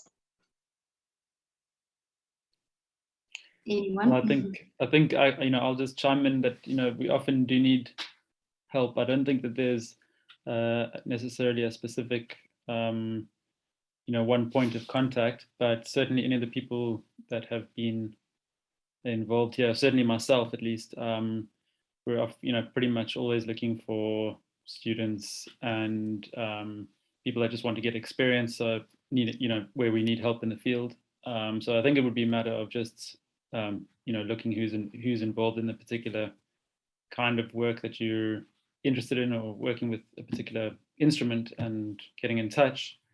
But yeah, I suppose staying in contact with all the listservs like Sancor and WIO, and that those things can also be put out there, so they may come up in that way. But yeah. Awesome, Charles. Would you mind perhaps sending, I think it's Layla, your contact details or something in case she wants to get in touch with you? Sure. Grant, do you have anything more to add? No, I agree with Charles on that. Obviously, berths on the vessels are quite limited, and the people we try to bring along are people who actually have an interest to actually have projects looking at camera systems. But coming back, we always need capacity to process those images because that takes a lot of time. But like Charlie said, he's a good guy to get in contact with because he has students, so he can probably assist with that. Great. All right, it looks like we have no more questions. We are running out of time as well. I just want to say thank you so much to Charles, Grant, Tanya and Lorraine for answering, and then also well done to the team for putting those videos together. If any more questions do come up, I think I see one there. Will one of you please just answer by typing in the Q&A function there. So thanks so much, everyone. The polls are in, and you'll be able to see the different answers to the question that was asked. We're about to go on a break now for lunch. But before we head off, I just wanted to mention that if you are interested in the French interpretations of those 2 training videos, they will be starting now at 12:30 at the start of the lunch break. Otherwise, you are welcome to go for lunch, and we will meet here again at, I think it is 1:30. So enjoy your lunch and enjoy the training videos. Thanks.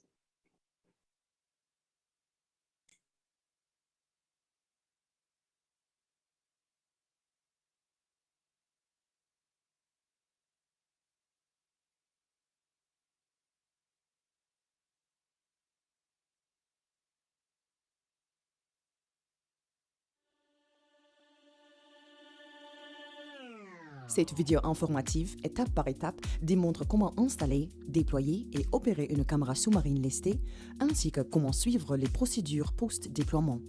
En premier, la conception du dispositif. Les caméras sous-marines lestées sont des dispositifs déployés à armature simple de différentes configurations, conçus pour photographier des images fixes ou encore des vidéos du fond marin. Ces instruments de mesure sont non destructeurs et peuvent descendre à des profondeurs au-delà de celles atteintes en plongée sous-marine. Ils sont donc idéaux pour quantifier les assemblages macrobentiques sur une variété de gradients. Plusieurs versions sont disponibles pour des opérations à partir de petits et de grands bateaux de recherche. Dans cette vidéo de formation, nous couvrirons en détail comment configurer et utiliser une caméra sous-marine lestée de gamme légère depuis un petit bateau pour la recherche côtière. Il s'agit d'une structure simple construite localement, constituée d'une armature en acier inoxydable avec une caméra GoPro orientée vers le bas et logée à l'intérieur d'un boîtier de pression customisé.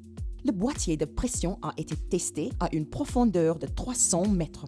La caméra sous-marine lestée est équipée d'une paire de lampes stroboscopiques montées de chaque côté et alimentées par une batterie rechargeable. Ce sont des lampes de plongée d'une profondeur d'utilisation de 100 mètres. La caméra est aussi équipée d'une phare de plongée allant jusqu'à 300 mètres de profondeur. La hauteur de l'armature fait environ 85 cm et le pied carré mesure 60 par 60 cm. Ceci constitue le quadrant photo. L'armature est peinte en noir ou enveloppée d'un ruban adhésif noir afin que cette lumière ne soit pas réfléchie par l'acier inoxydable. L'ensemble du dispositif pèse environ 63 kg et est déployé à partir du bateau à l'aide d'un treuil capstan. On y ajoute des poids supplémentaires pour faciliter le déploiement, en particulier dans les régions à fort courant sous-marin. Ceci permet la fixation d'une naille ou d'un gouvernail, ce qui peut parfois s'avérer utile afin de maintenir la caméra droite à mesure qu'elle avance dans la colonne d'eau. Mise en place du boîtier pressurisé et de la GoPro. Retirez de l'armature le boîtier pressurisé de la caméra. Assurez-vous que le joint torique, O-ring du boîtier pressurisé est propre et lubrifié avec une petite quantité de graisse de silicone afin de prévenir les fuites et de minimiser l'humidité accumulée. Faites attention lors du retrait du joint torique en vous assurant de ne pas l'abîmer. À l'aide d'un chiffon ou d'un essuie-main, essuyez l'objectif frontal de la GoPro afin d'enlever toute saleté ou poussière résiduelle. Étiquetez chaque carte mémoire SD avec un numéro et notez le numéro de la carte mémoire SD qui est inséré dans le GoPro. De cette manière, si la carte mémoire SD est changée pendant les opérations, vous saurez exactement où vos données ont été stockées. Vérifiez que l'autonomie de la batterie est suffisante en consultant les barres de niveau de batterie et vérifiez également qu'une carte mémoire SD vide ou formatée est bien insérée dans le GoPro. Il est très important de vous assurer que les paramètres internes de date et d'heure sont corrects. Sans le correct horodatage sur les fichiers images, il sera difficile d'associer des images à d'autres métadonnées, telles que des coordonnées GPS étant horodatées par un dispositif GPS ou un système de navigation du bateau. Réglez la GoPro selon les paramètres d'enregistrement souhaités. Il vous suffit d'aller sur Multishot en la réglant sur les paramètres voulus, par exemple toutes les secondes, et en appuyant sur On. Un témoin rouge va alors clignoter pour indiquer que la GoPro est en train de prendre des photos. Nous disposons pour finir de nombreuses photos parmi lesquelles nous devons choisir la meilleure. Veuillez noter que cette vitesse de capture d'image peut être réduite à, disons, une image toutes les 5 secondes si trop d'images sont enregistrées aux fins prévues. Maintenant que la GoPro est prête, insérez-la dans le couvercle du boîtier pressurisé en vous assurant qu'elle est orientée correctement par rapport à l'insert moulé ou au champ de vision requis. il est possible de définir le meilleur champ de vision avant son utilisation en mer. Afin d'éviter l'accumulation d'humidité à l'intérieur du boîtier pressurisé, remplissez le collant de gel ou de cristaux de silice, placez-le au-dessus de la GoPro et fixez-le avec un élastique. Remettez la GoPro à l'intérieur du boîtier pressurisé. Alignez le couvercle avec la broche de positionnement qui ressort du bord du boîtier principal, permettant ainsi de garantir un alignement correct. Fixez les 2 verrous de fermeture du boîtier pressurisé à l'aide de manilles en veillant à ce que celui-ci reste bien fermé dans le cas où le déploiement s'avérerait difficile ou que le GoPro heurterait des rochers submergés. Installation des lampes sous-marines. Les lampes sous-marines sont nécessaires, en particulier lors de déploiements dans les profondeurs plus grandes pour assurer la qualité et la précision des images GoPro, vu que la GoPro ne fonctionne pas bien dans des conditions de faible luminosité. Lubrifiez les joints toriques des boîtiers des lampes pour garantir un bon scellage et éviter une accumulation d'humidité à l'intérieur. Assurez-vous de retirer soigneusement les joints toriques en veillant à ne pas les abîmer. Vérifiez que les batteries sont complètement rechargées. Les lampes sont maintenues par des pinces de chaque côté de la trame suspendue. Les pinces ne sont pas aussi solides que la trame suspendue elle-même, ce qui fait qu'elles peuvent facilement tomber. Pour renforcer la fixation des lampes, attachez-les à la trame suspendue à l'aide d'une chaîne. Mise en place de l'enregistreur de température. À l'aide d'un attache-câble, attachez l'enregistreur de température à l'armature. Cela pour révéler si la température est une variable d'environnement influant sur la répartition et l'abondance des communautés benthiques que nous étudions. Assurez-vous de programmer l'enregistreur pour enregistrer les températures toutes les secondes. Utilisation d'un chaînon faible. Si le prélèvement d'échantillons est fait dans un milieu rocheux, une attache de type chaînon faible peut être utilisée. L'extrémité de la corde de déploiement comporte une cosse en acier inoxydable raccordée à celle-ci. Cette cosse est connectée de 2 manières à l'armature de la caméra sous-marine lestée, directement reliée à la couronne par un chaînon faible. Ce chaînon faible est un attache-câble à usage industriel capable de rompre sous une pression supérieure à la pression standard requise pour soulever et déployer la caméra sous-marine lestée. Un deuxième raccord est créé à l'aide d'une manille et d'une chaîne calibrée. L'extrémité de la chaîne est attachée à une deuxième manille qui est fixée au fond de l'armature de la caméra sous-marine lestée. Cette procédure permet de s'assurer que si l'armature de la caméra reste coincée entre les roches, le faible point d'attache de la couronne de la caméra sous-marine lestée cassera en raison d'une tension excessive et il sera possible de récupérer l'armature par le second point d'attache étant la chaîne reliée au bas de l'armature. En tirant la caméra sous-marine lestée vers le haut depuis le bas de l'armature, il devrait être possible de la déloger dans le cas où elle se serait coincée, augmentant ainsi les chances de la récupérer. Réalisation d'une évaluation des risques et rédaction d'une liste de vérification. Outre le maillon faible, nous tenons également compte des conditions météo-océaniques lors de la planification de nos missions. Afin de bien faire fonctionner la caméra sous-marine lestée, il ne devrait pas y avoir de vent fort ni de houle. Généralement moins de 10 nœuds de vent et une houle inférieure à 1 mètre. Mais laissez-vous guider par votre skipper compétent. Il ne devrait pas non plus y avoir de forts secourants. On établit une liste pour nous assurer qu'il ne manque rien, comme par exemple une deuxième GoPro si vous en possédez une, des cartes mémoire SD supplémentaires, toutes étiquetées et un contenant dans lequel mettre toutes celles qui sont utilisées, ceci dans le but de ne veiller à ne pas effacer les données en insérant involontairement dans la GoPro une carte mémoire SD qui a déjà servi. Des batteries de GoPro entièrement chargées, des piles pour lampes, ainsi qu'un contenant pour y mettre les batteries utilisées. Ceci représente une économie de temps pendant la mission et vous évite d'introduire des batteries qui ont déjà servi dans votre équipement. De la graisse de silicone, un rouleau d'essuie-main, des cristaux de gel de silice, des attaches-câbles, une boîte à outils contenant des manilles supplémentaires de toute taille, des spanners et une clé hexagonale, une trousse de premiers soins en cas de blessure, des gants pour l'opérateur de treuil, des fiches techniques et des fournitures de bureau, un permis de recherche ou autre permis correspondant pour la zone ciblée, des gilets de sauvetage, des vêtements chauds, des chaussures antidérapantes et des vivres. Prochaine étape, le déploiement en mer. Pour cette partie, veuillez noter que le plan d'échantillonnage dépend de l'objectif de recherche. Notre plan d'échantillonnage permet l'observation à long terme des communautés benthiques coralliennes sur un site choisi. C'est un système de grilles placé sur une grande étendue de récifs de granit avec des points ou des stations de coordonnées présélectionnées à différentes profondeurs. Nous explorons au hasard un certain nombre de stations à l'intérieur de chaque boîte de profondeur en reproduisant le nombre de descentes dans chaque station. Cela permet d'accroître les efforts d'échantillonnage comme le nombre d'images utilisables et de cette manière, nous sommes sûrs d'avoir une bonne représentation du bantho. L'accumulation des espèces avec l'effort d'échantillonnage devrait toujours être vérifiée pour votre propre région ou type d'habitat car certaines zones nécessiteront un plus grand effort d'échantillonnage afin d'atteindre une approximation statistiquement acceptable de la diversité des espèces de la communauté benthique. La caméra est déployée à l'aide d'un bossoir en forme de bras et d'un treuil capstan électrique pour soulever et faire pivoter la caméra lestée sous-marine par-dessus bord et afin de la soulever et de l'abaisser si nécessaire pendant le déploiement. Passons au contrôle avant le déploiement. Ceux-ci sont effectués juste avant que la caméra soit déployée. Préparez les fiches techniques ainsi que les informations nécessaires enregistrées, telles que le numéro de la carte mémoire SD. Assurez-vous que la GoPro est bien sous tension. Un voyant rouge devrait clignoter. Allumez les lampes de plongée. Attachez une bouillie à la corde au cas où vous devriez laisser la caméra pour la récupérer plus tard. Vérifiez à 2 fois la connexion de la cosse partant de la corde de déploiement à l'armature de la caméra. On passe maintenant à l'opération.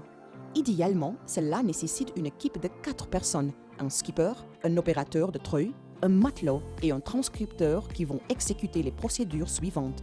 Un tapis en caoutchouc va être placé à l'extérieur sur le côté du bateau afin de protéger le ponton contre d'éventuels dommages ou perforations. Lors du déploiement, la corde devra rester dans une position verticale constante vers le haut ou vers le bas et une légère tension maintenue. Quand la caméra touchera le fond marin, on notera un mou de la corde de déploiement et un petit morceau de corde superflu sera déroulé afin de stabiliser la caméra. Trop de mou représente un problème de sécurité pour le skipper qui doit s'assurer que la corde de déploiement ne risque pas de se prendre dans les hélices du bateau. Une fois la caméra posée au fond, le temps de plongée s'enregistre et la caméra est laissée pour enregistrer les images. Le temps de pose de la caméra dépend du substrat sur lequel vous travaillez. Si c'est du substrat mou, à l'opposé du dur, un temps de plongée plus long de 30 à 60 secondes par exemple permet au sédiment de se déposer. Entre les descentes répétées, la caméra est soulevée à environ 1 à 2 mètres du fond, pendant que le skipper ou les courants font bouger le bateau dans la direction des aiguilles d'une montre tout en restant dans les coordonnées générales de la station. La caméra est ensuite descendue une nouvelle fois et le procédé se poursuit jusqu'à ce que le nombre voulu de descentes répétées ait été atteint. La caméra sous-marine lestée devrait être remontée à la surface lorsqu'elle se déplace entre les stations. Pour finir, nous passons au protocole de déploiement. Rincez tout l'équipement à l'eau douce. Essuyez l'intérieur du boîtier de pression avec du papier essuie-tout afin d'absorber toute accumulation possible d'humidité et n'oubliez pas de lubrifier les joints toriques. Faites tremper les lampes et lubrifiez les joints toriques une nouvelle fois. Chargez les batteries GoPro pour vous assurer qu'elles sont prêtes pour la prochaine mission. Téléchargez les données des cartes mémoire SD à l'aide d'un adapteur et conservez-les sur des disques durs externes jusqu'à ce que les images soient traitées et stockées dans un système de gestion de données. Travailler avec des caméras lestées de cette façon-là offre un moyen simple, fiable et relativement peu coûteux d'échantillonner les habitats benthiques à des multiples fins de recherche et de surveillance.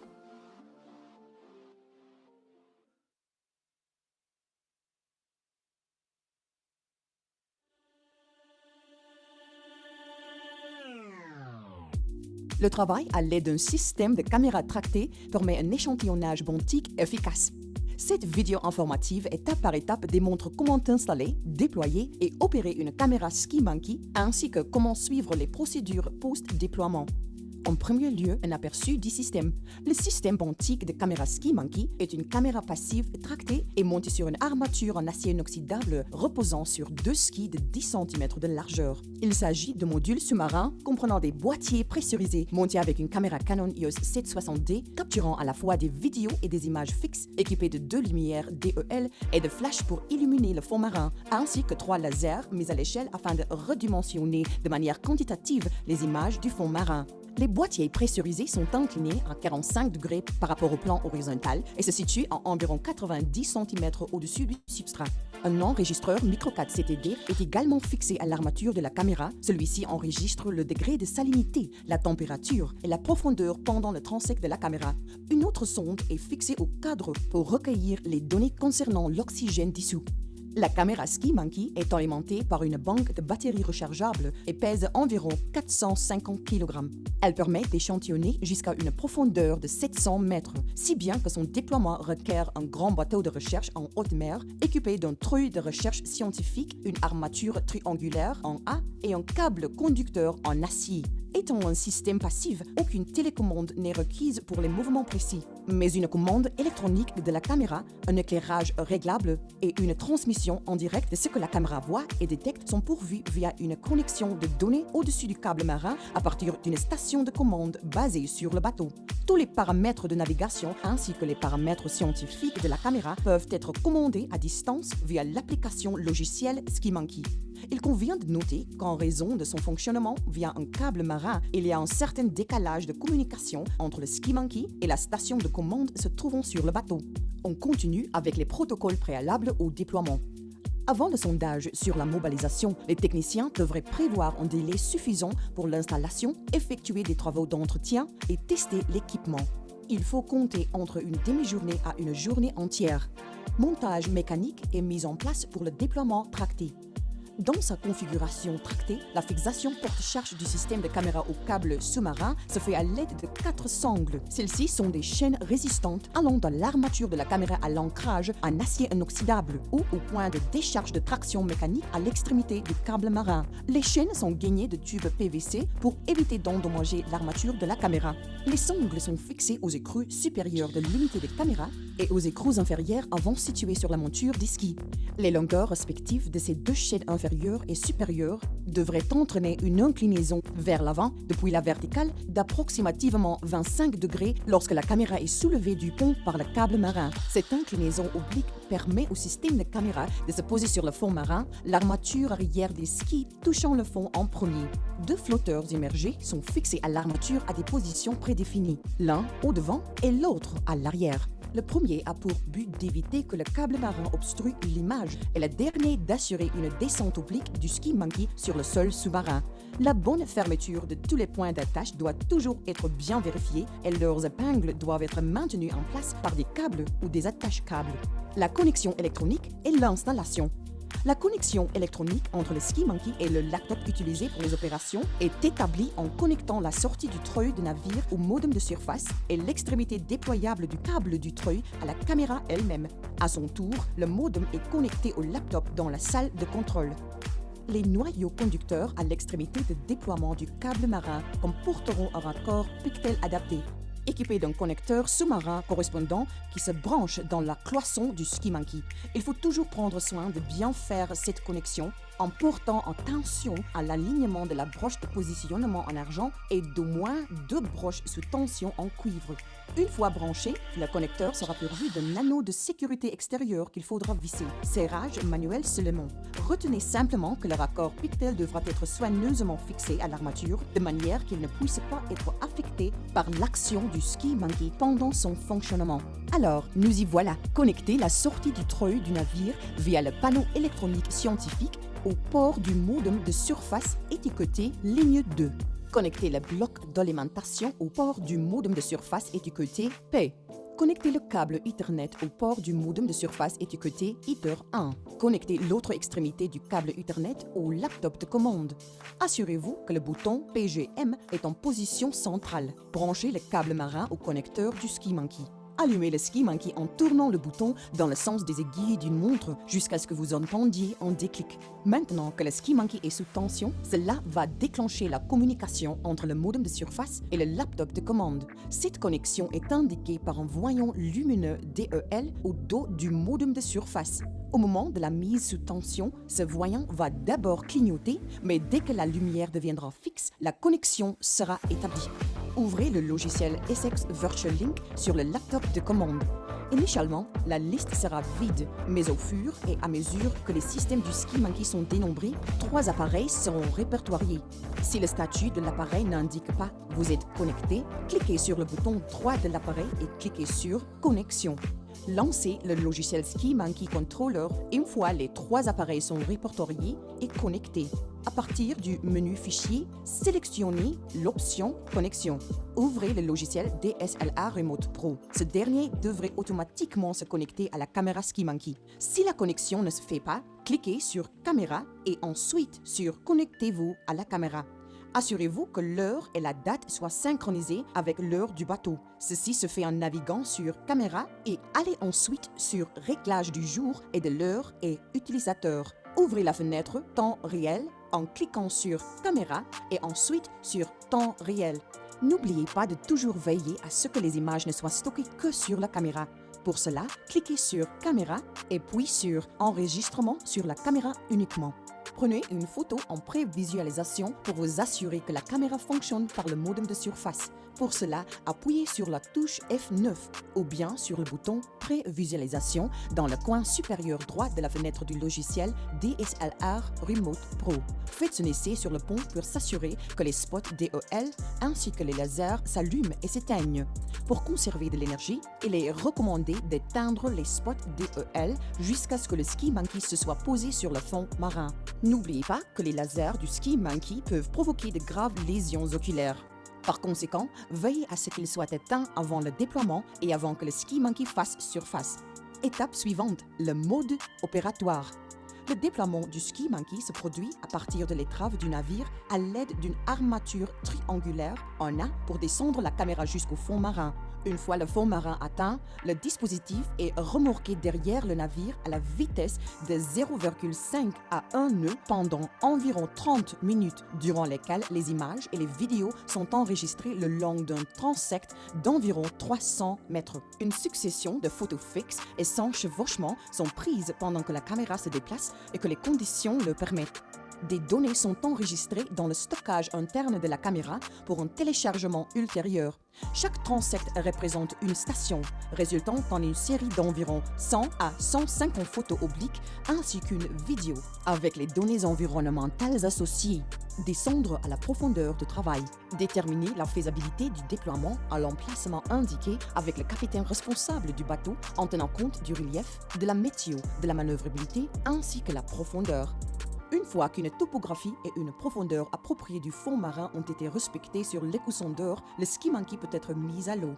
Informez le personnel navigant que vous êtes prête pour le déploiement et attendez confirmation que le bateau a atteint la vitesse de déploiement et se rapproche de la ligne d'exploration. À la suite du signal de déploiement, l'équipage de pont prévu doit utiliser le treuil et des perches pour soulever et guider le Ski Monkey dans l'eau au moment où le bateau commence à être propulsé en avant vers le début de la ligne d'exploration. L'équipage de pont doit limiter un potentiel basculement et impact du Ski Monkey contre le bateau. Au cours de la descente, contrôlez les relevés de profondeur depuis la surface ainsi que ceux d'altitude depuis le fond marin. Un taux de descente d'1 mètre par seconde est recommandé pour des plongées en profondeur supérieure à 100 mètres. Veuillez noter que le relevé d'altitude depuis le fond marin, enregistré par l'altimètre du Ski Monkey, commencera à donner des résultats réguliers une fois que le Ski Monkey atteindra une altitude de 50 mètres au-dessus du fond marin. Quand le Ski Monkey atteindra une altitude de 10 mètres au-dessus du fond marin, ralentissez la vitesse de descente à 0,3 mètres par seconde. Allumez le laser et les modules d'éclairage en sélectionnant les casques laser et lumière dans le groupe de commande des lumières et des installations électriques.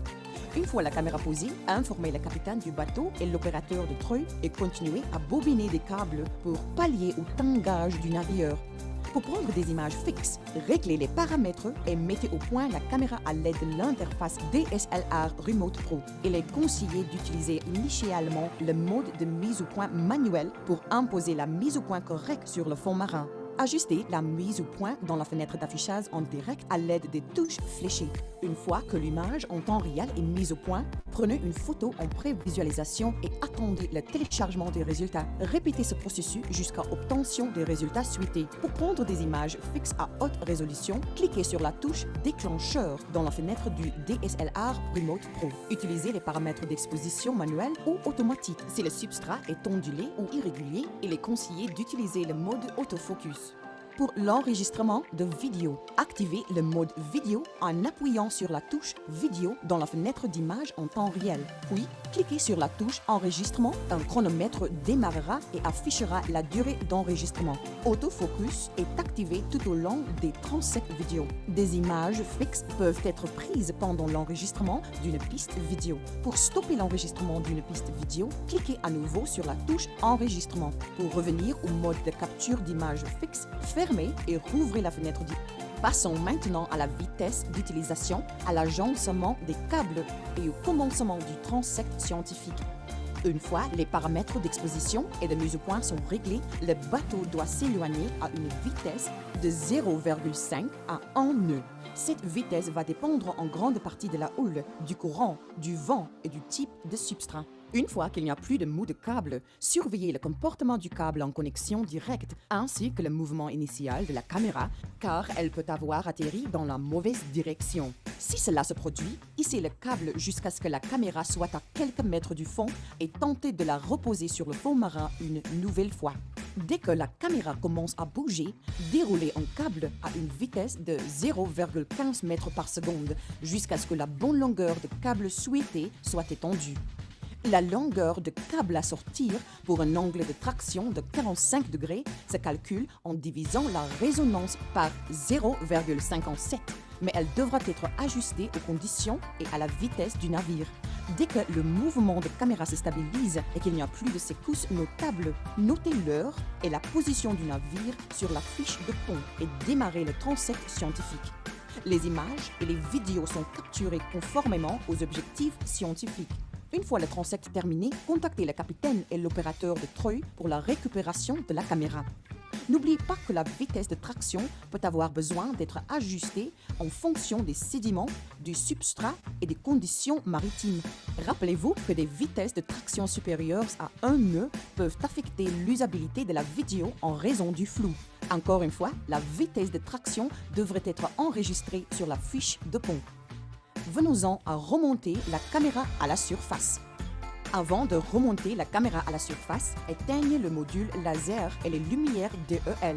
Dès que le ski monkey se trouve à environ 20 mètres de la surface, informez la capitaine et l'équipage du bateau. Une fois que le dispositif sort de l'eau et dès qu'il n'y a plus aucun risque, l'équipage devra s'emparer du ski monkey à l'aide de gaffes. Vient ensuite la récupération des données. Les images recueillies pendant une plongée peuvent être téléchargées via une connexion Ethernet directement à un laptop. Pour connecter le téléchargement par clé USB, branchez le côté Ethernet du câble de téléchargement rapide dans le port réseau de l'ordinateur correspondant. Retrouvez la fausse fiche du port de téléchargement sur la paroi du ski monkey et retirez-la en desserrant le manchon de verrouillage. Branchez délicatement le câble de téléchargement rapide en prenant soin de bien aligner les broches.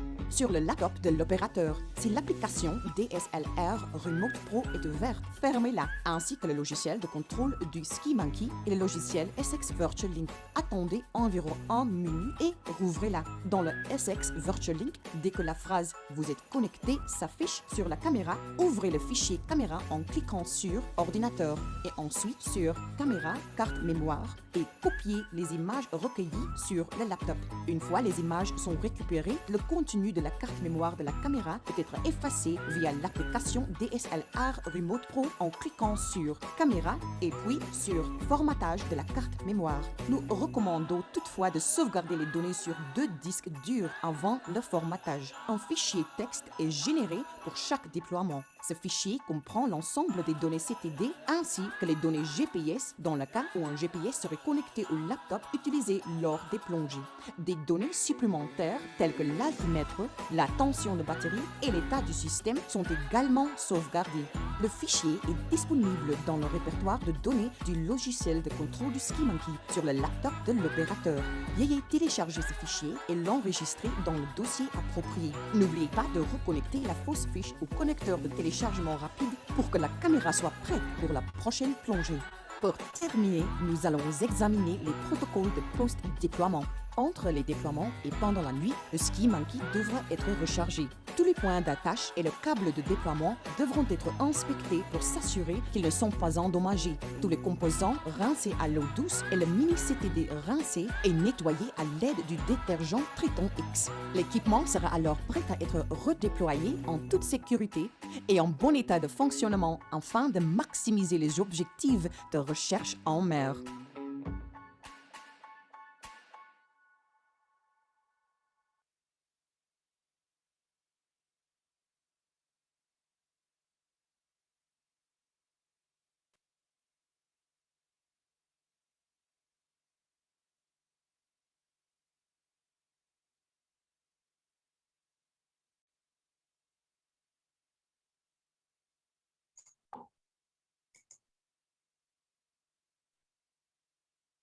Welcome back from lunch, everyone.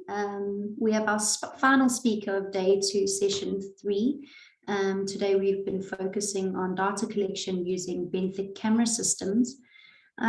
Before we get started, I'd just like to remind everyone to please select their audio preference by clicking on the interpretations icon and selecting either French or English.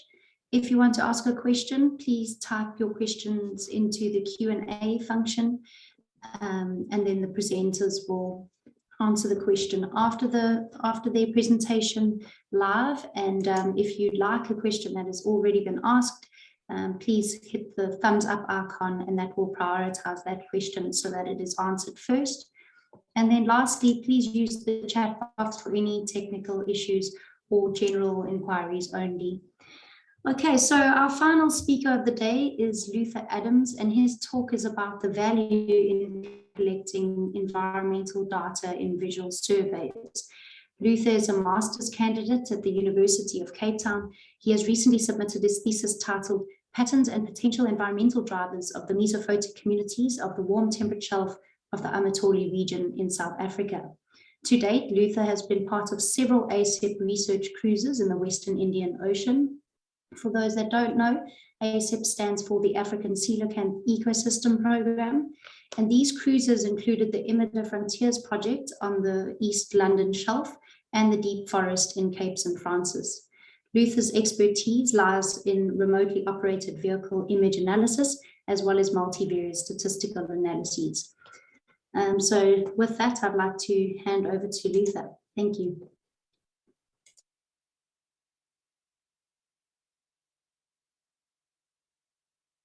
Hello and welcome. My name is Luther Adams. I'm a master's student in the Biological Sciences Department at the University of Cape Town. I've recently submitted my master's thesis in which I explored temperate mesophotic assemblages and related environmental variables to these assemblages. So I think it's only fitting that I talk today about the value of collecting environmental data in visual surveys. I will use my master's project as a case study throughout this presentation, and at the end of this talk, you should be able to understand the importance of some of the environmental variables in structuring biodiversity pattern in the mesophotic zone. Beyond 30 meters, the seabed is largely unexplored in the world, and especially in South Africa. The mesophotic zone is the first zone that you will encounter deeper than 30 meters, which extends down to 150 meters. This distinct depth range is generally characterized by light-dependent epifaunal and epifloral assemblages. These organisms have adapted to thriving in low-light conditions. Beyond the limits of scuba, we need tools to conduct visual surveys in this depth zone. We mainly rely on the use of various underwater camera platforms to do this. These platforms include remotely operated vehicle, towed camera, jump camera, and drop camera systems. And we also use baited, remoted underwater video systems to survey fish. Besides recording video footage and collecting images, these camera systems are often outfitted with probes and sensors to simultaneously measure and record the physical environment.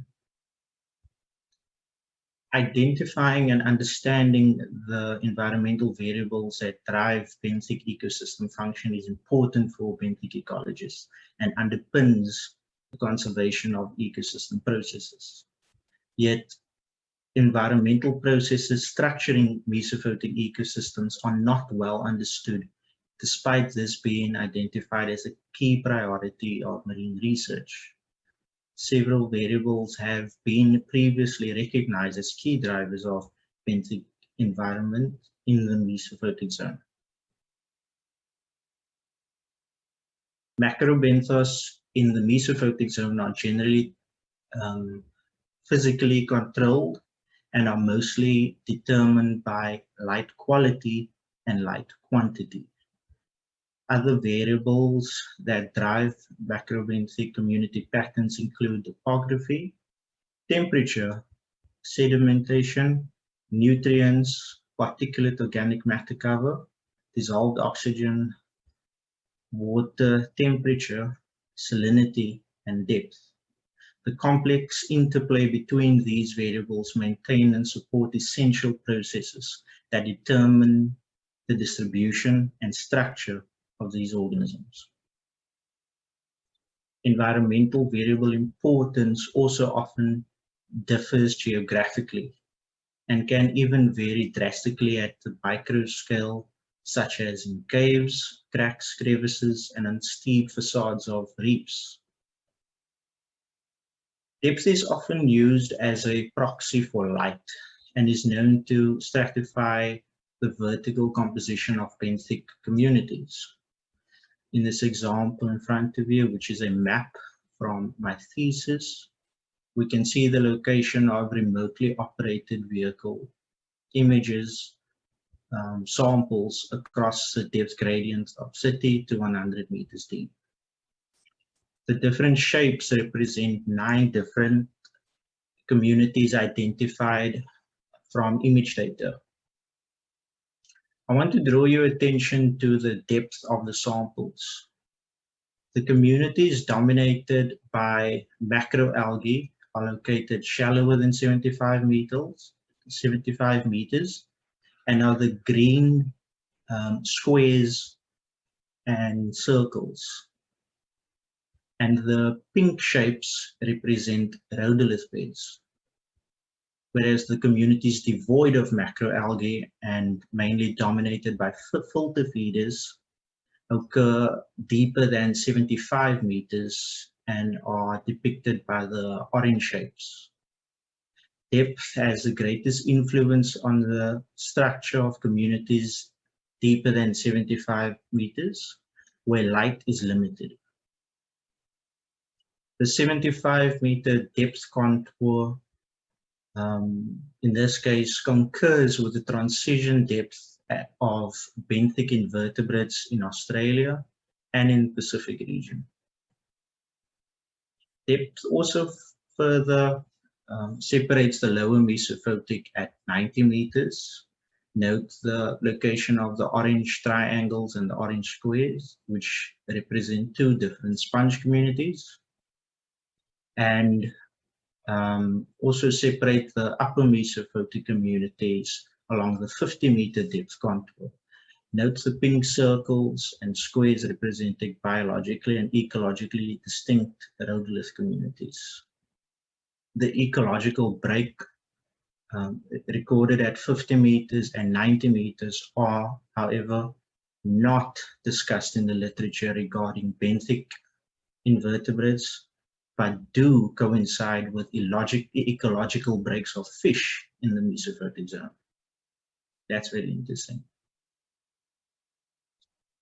Macrobenthos in the mesophotic zone are primarily driven by light quality and quantity, and is directly influences the bathymetric range, cover, and structure of light-dependent corals and macroalgae in mesophotic coral and temperate mesophotic ecosystems, respectively. The communities need sufficient light to produce their complex frameworks. Under or overexposure to levels of irradiance inhibits growth and in extreme cases can even cause die-offs. The lower limit of surface irradiance of corallogenous communities, such as in my thesis, is 0.05% surface irradiance, whereas the lower limit of light-dependent corals in tropical regions are generally at 0.5% in optically clear water.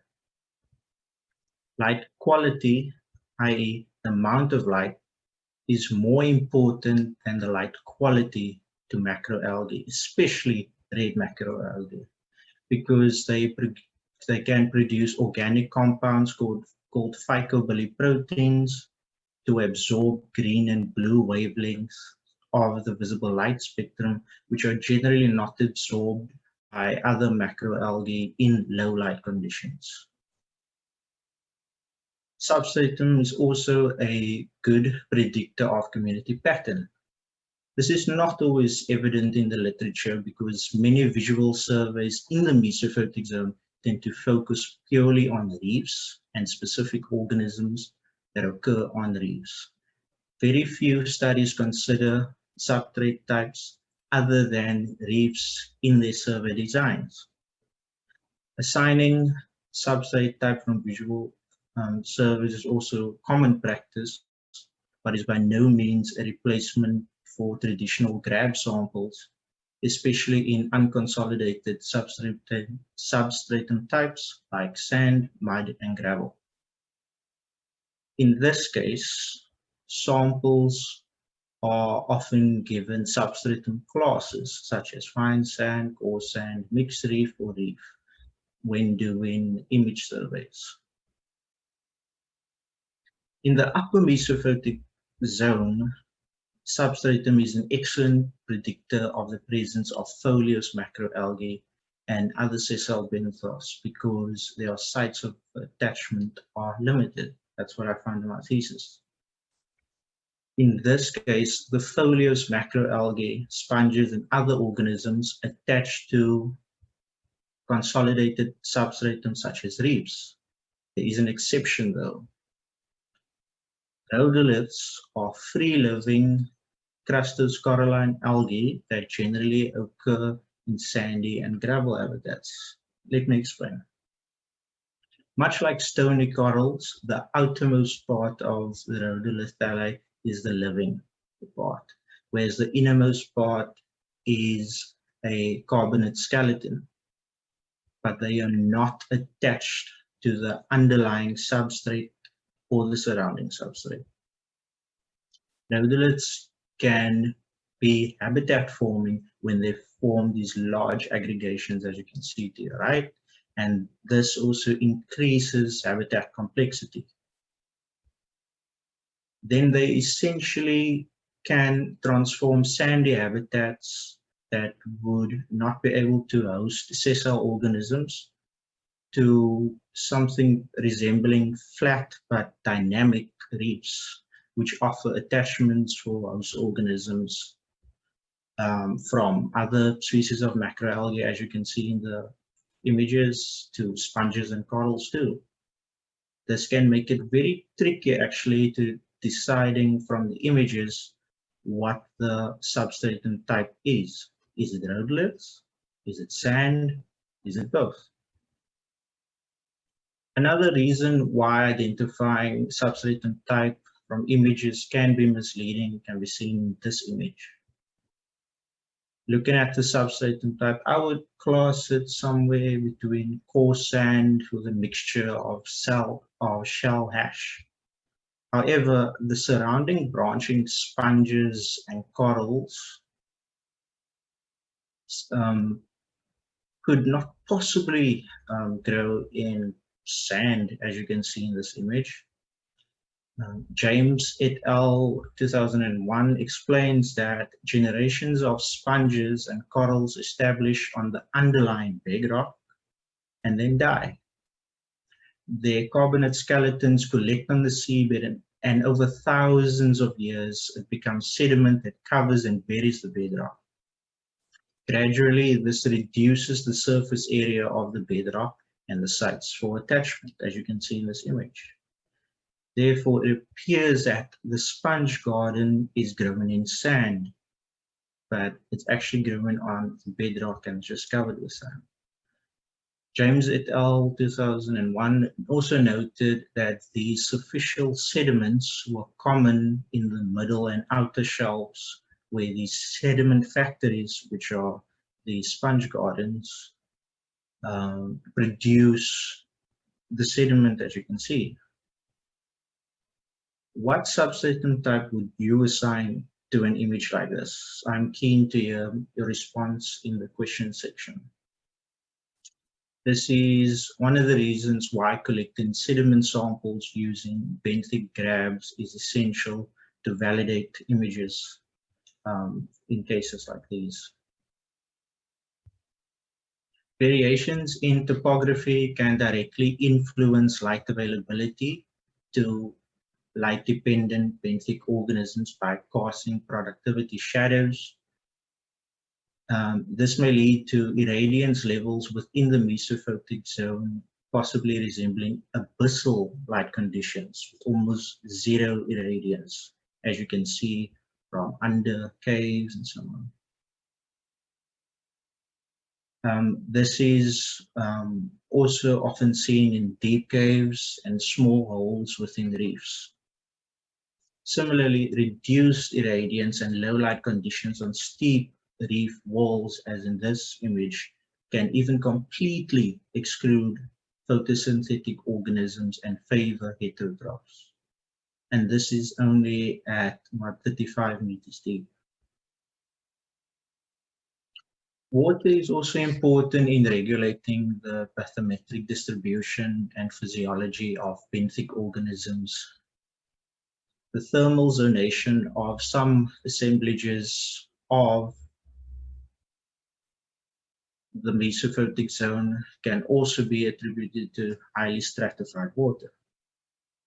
This is particularly evident in that mostly stenothermal organisms occur here. These are usually organisms with a very narrow temperature tolerance. In the lower mesophotic zone, some organisms never migrate to shallow, warmer waters, as you can see in the bottom left. The growth of tropical corals may also be limited by temperatures less than 18 degrees Celsius and temperature fluctuations caused by internal waves.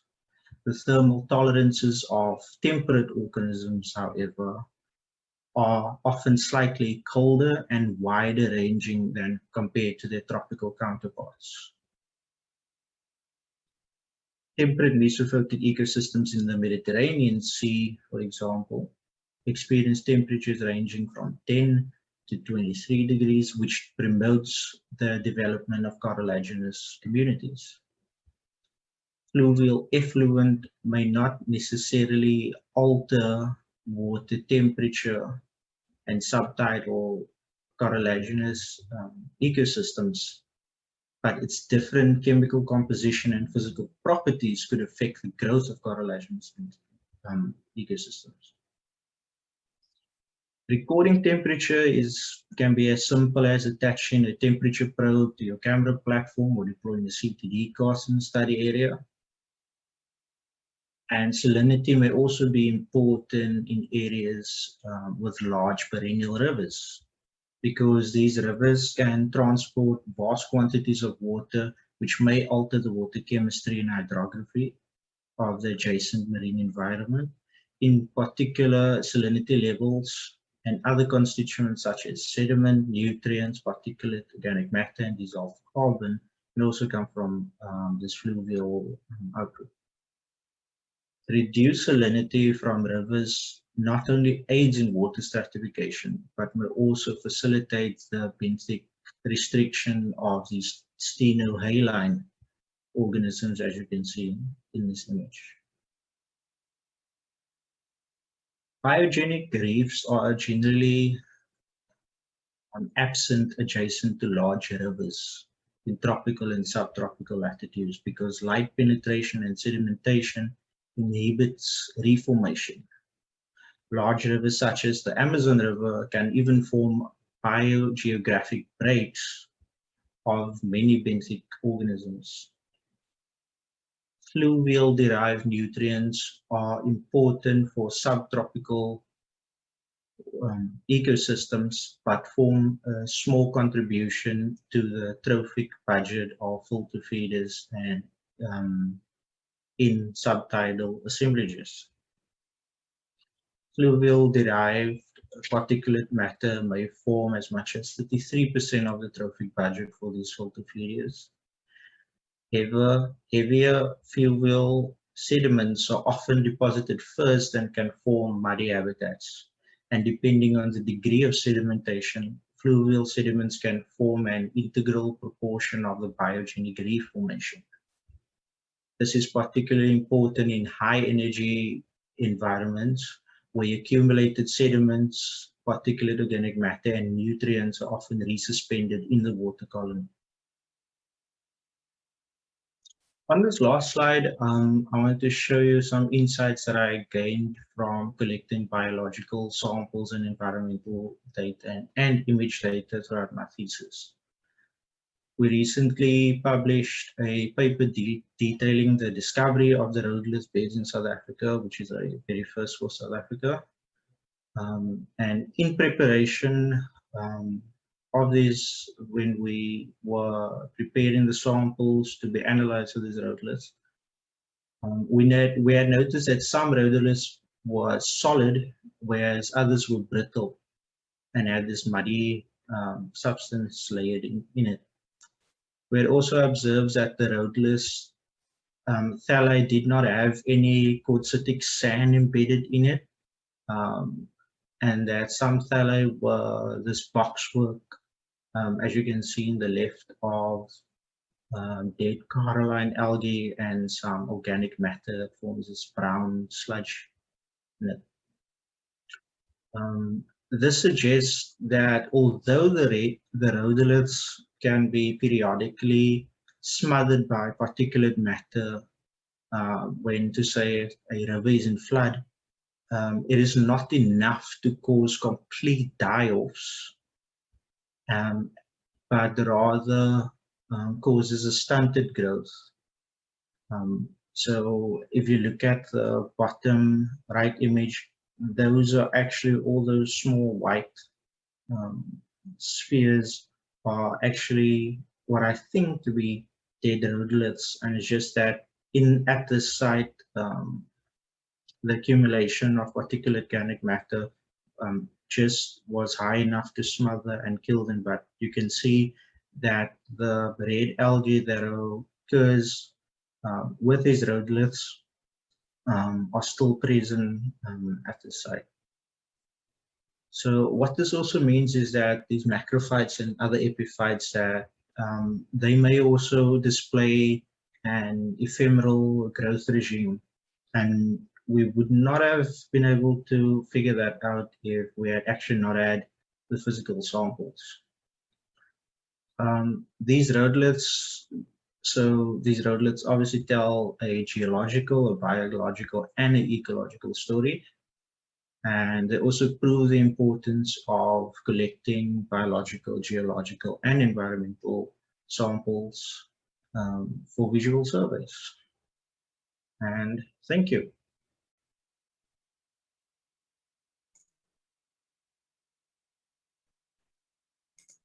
Thank you so much, Luther, for your presentation. It was great. I see that there are a few questions in already and a comment or two.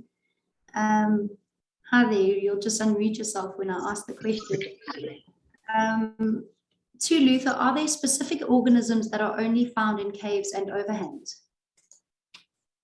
I actually do not know the answer to that, because in my study we didn't specifically look at caves and overhangs, and in analyzing the footage, I generally excluded caves and overhangs, and rather wanted to look at the organisms that occur on top of the reefs, in the case of reefs. Okay, that's fine. And there's another question. Are the formal breaks by depth the same across different substrates? So reef versus sediment dominated habitats? Yes. Cool. That's probably expected by this person that asked that question. From Kaylee Smith, she just wanted to know, from your experience, have you noticed any obvious features, indicators, or characteristics that resemble an obvious degraded ecosystem? For example, high abundances of turf algae or specific opportunistic species? I would say no, simply because it was the very first time that we had surveyed the area ever.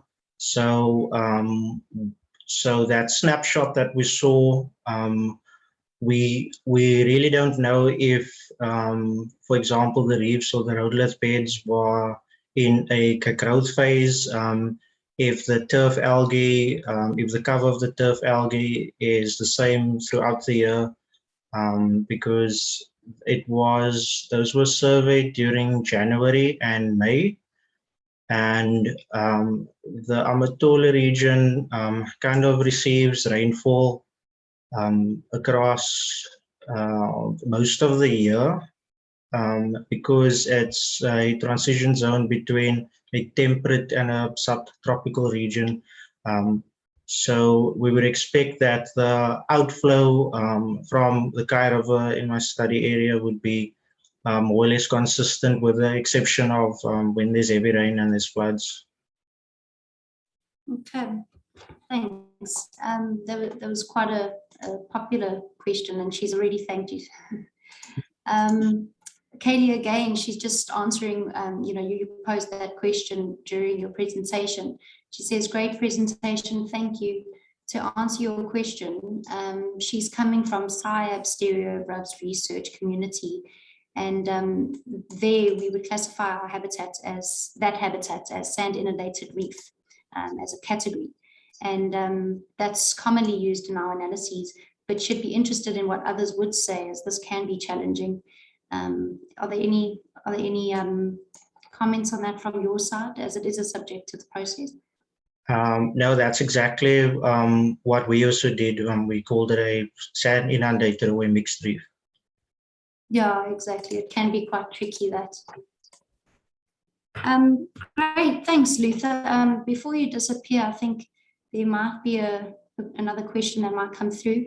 I'd just like to remind everyone that you ask your questions by typing in the Q&A function or by raising your hand.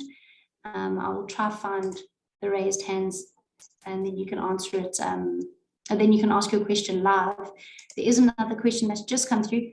Would you consider these benthic communities to be common in other areas in the Western Indian Ocean, or is this likely to be restricted to South Africa? So I would say deeper than 75 meters, it should be common. But for example, the shallower than 75 meters, those reefs covered with the red algae, from what I understand, they've only been noted from very few sites on the east coast of South Africa. So I'm actually not sure what exactly it would look like, especially if you move up to the tropical regions. Yeah, that's very interesting. Just in the meantime, I'd like to just answer that last question that was posed before Luther spoke. There is a link for all French and English versions of the training videos that has been placed in the chat box. So if you are interested in finding those videos, you can find them there. And yeah, Luther, it looks like you are out. Yeah. Doesn't look like there are any more questions for you. Thanks so much for your talk. I really enjoyed it. Thank you. Sure. Before anyone else goes away, there should be a poll that's automatically appeared. Please will you answer the question, and once all of the results have been submitted, we will show you the results there.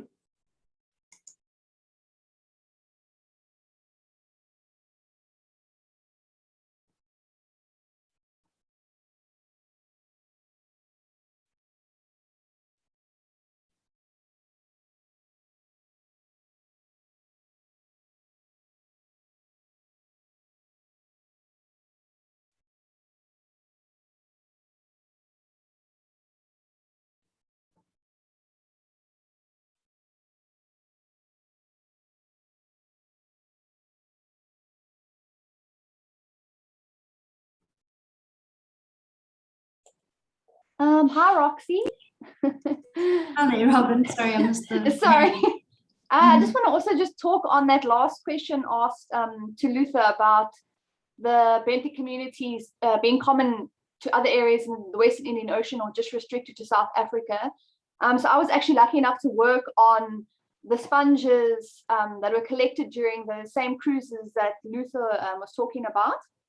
So I actually studied those sponge communities that were found there in the Amida region, or in the Amatola region on the Amida cruises.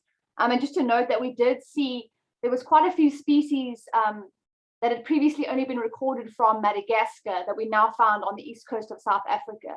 So there definitely seems to be some kind of link, either with the current systems or something like that. So yeah, the communities definitely actually seem to be at least linked in some way.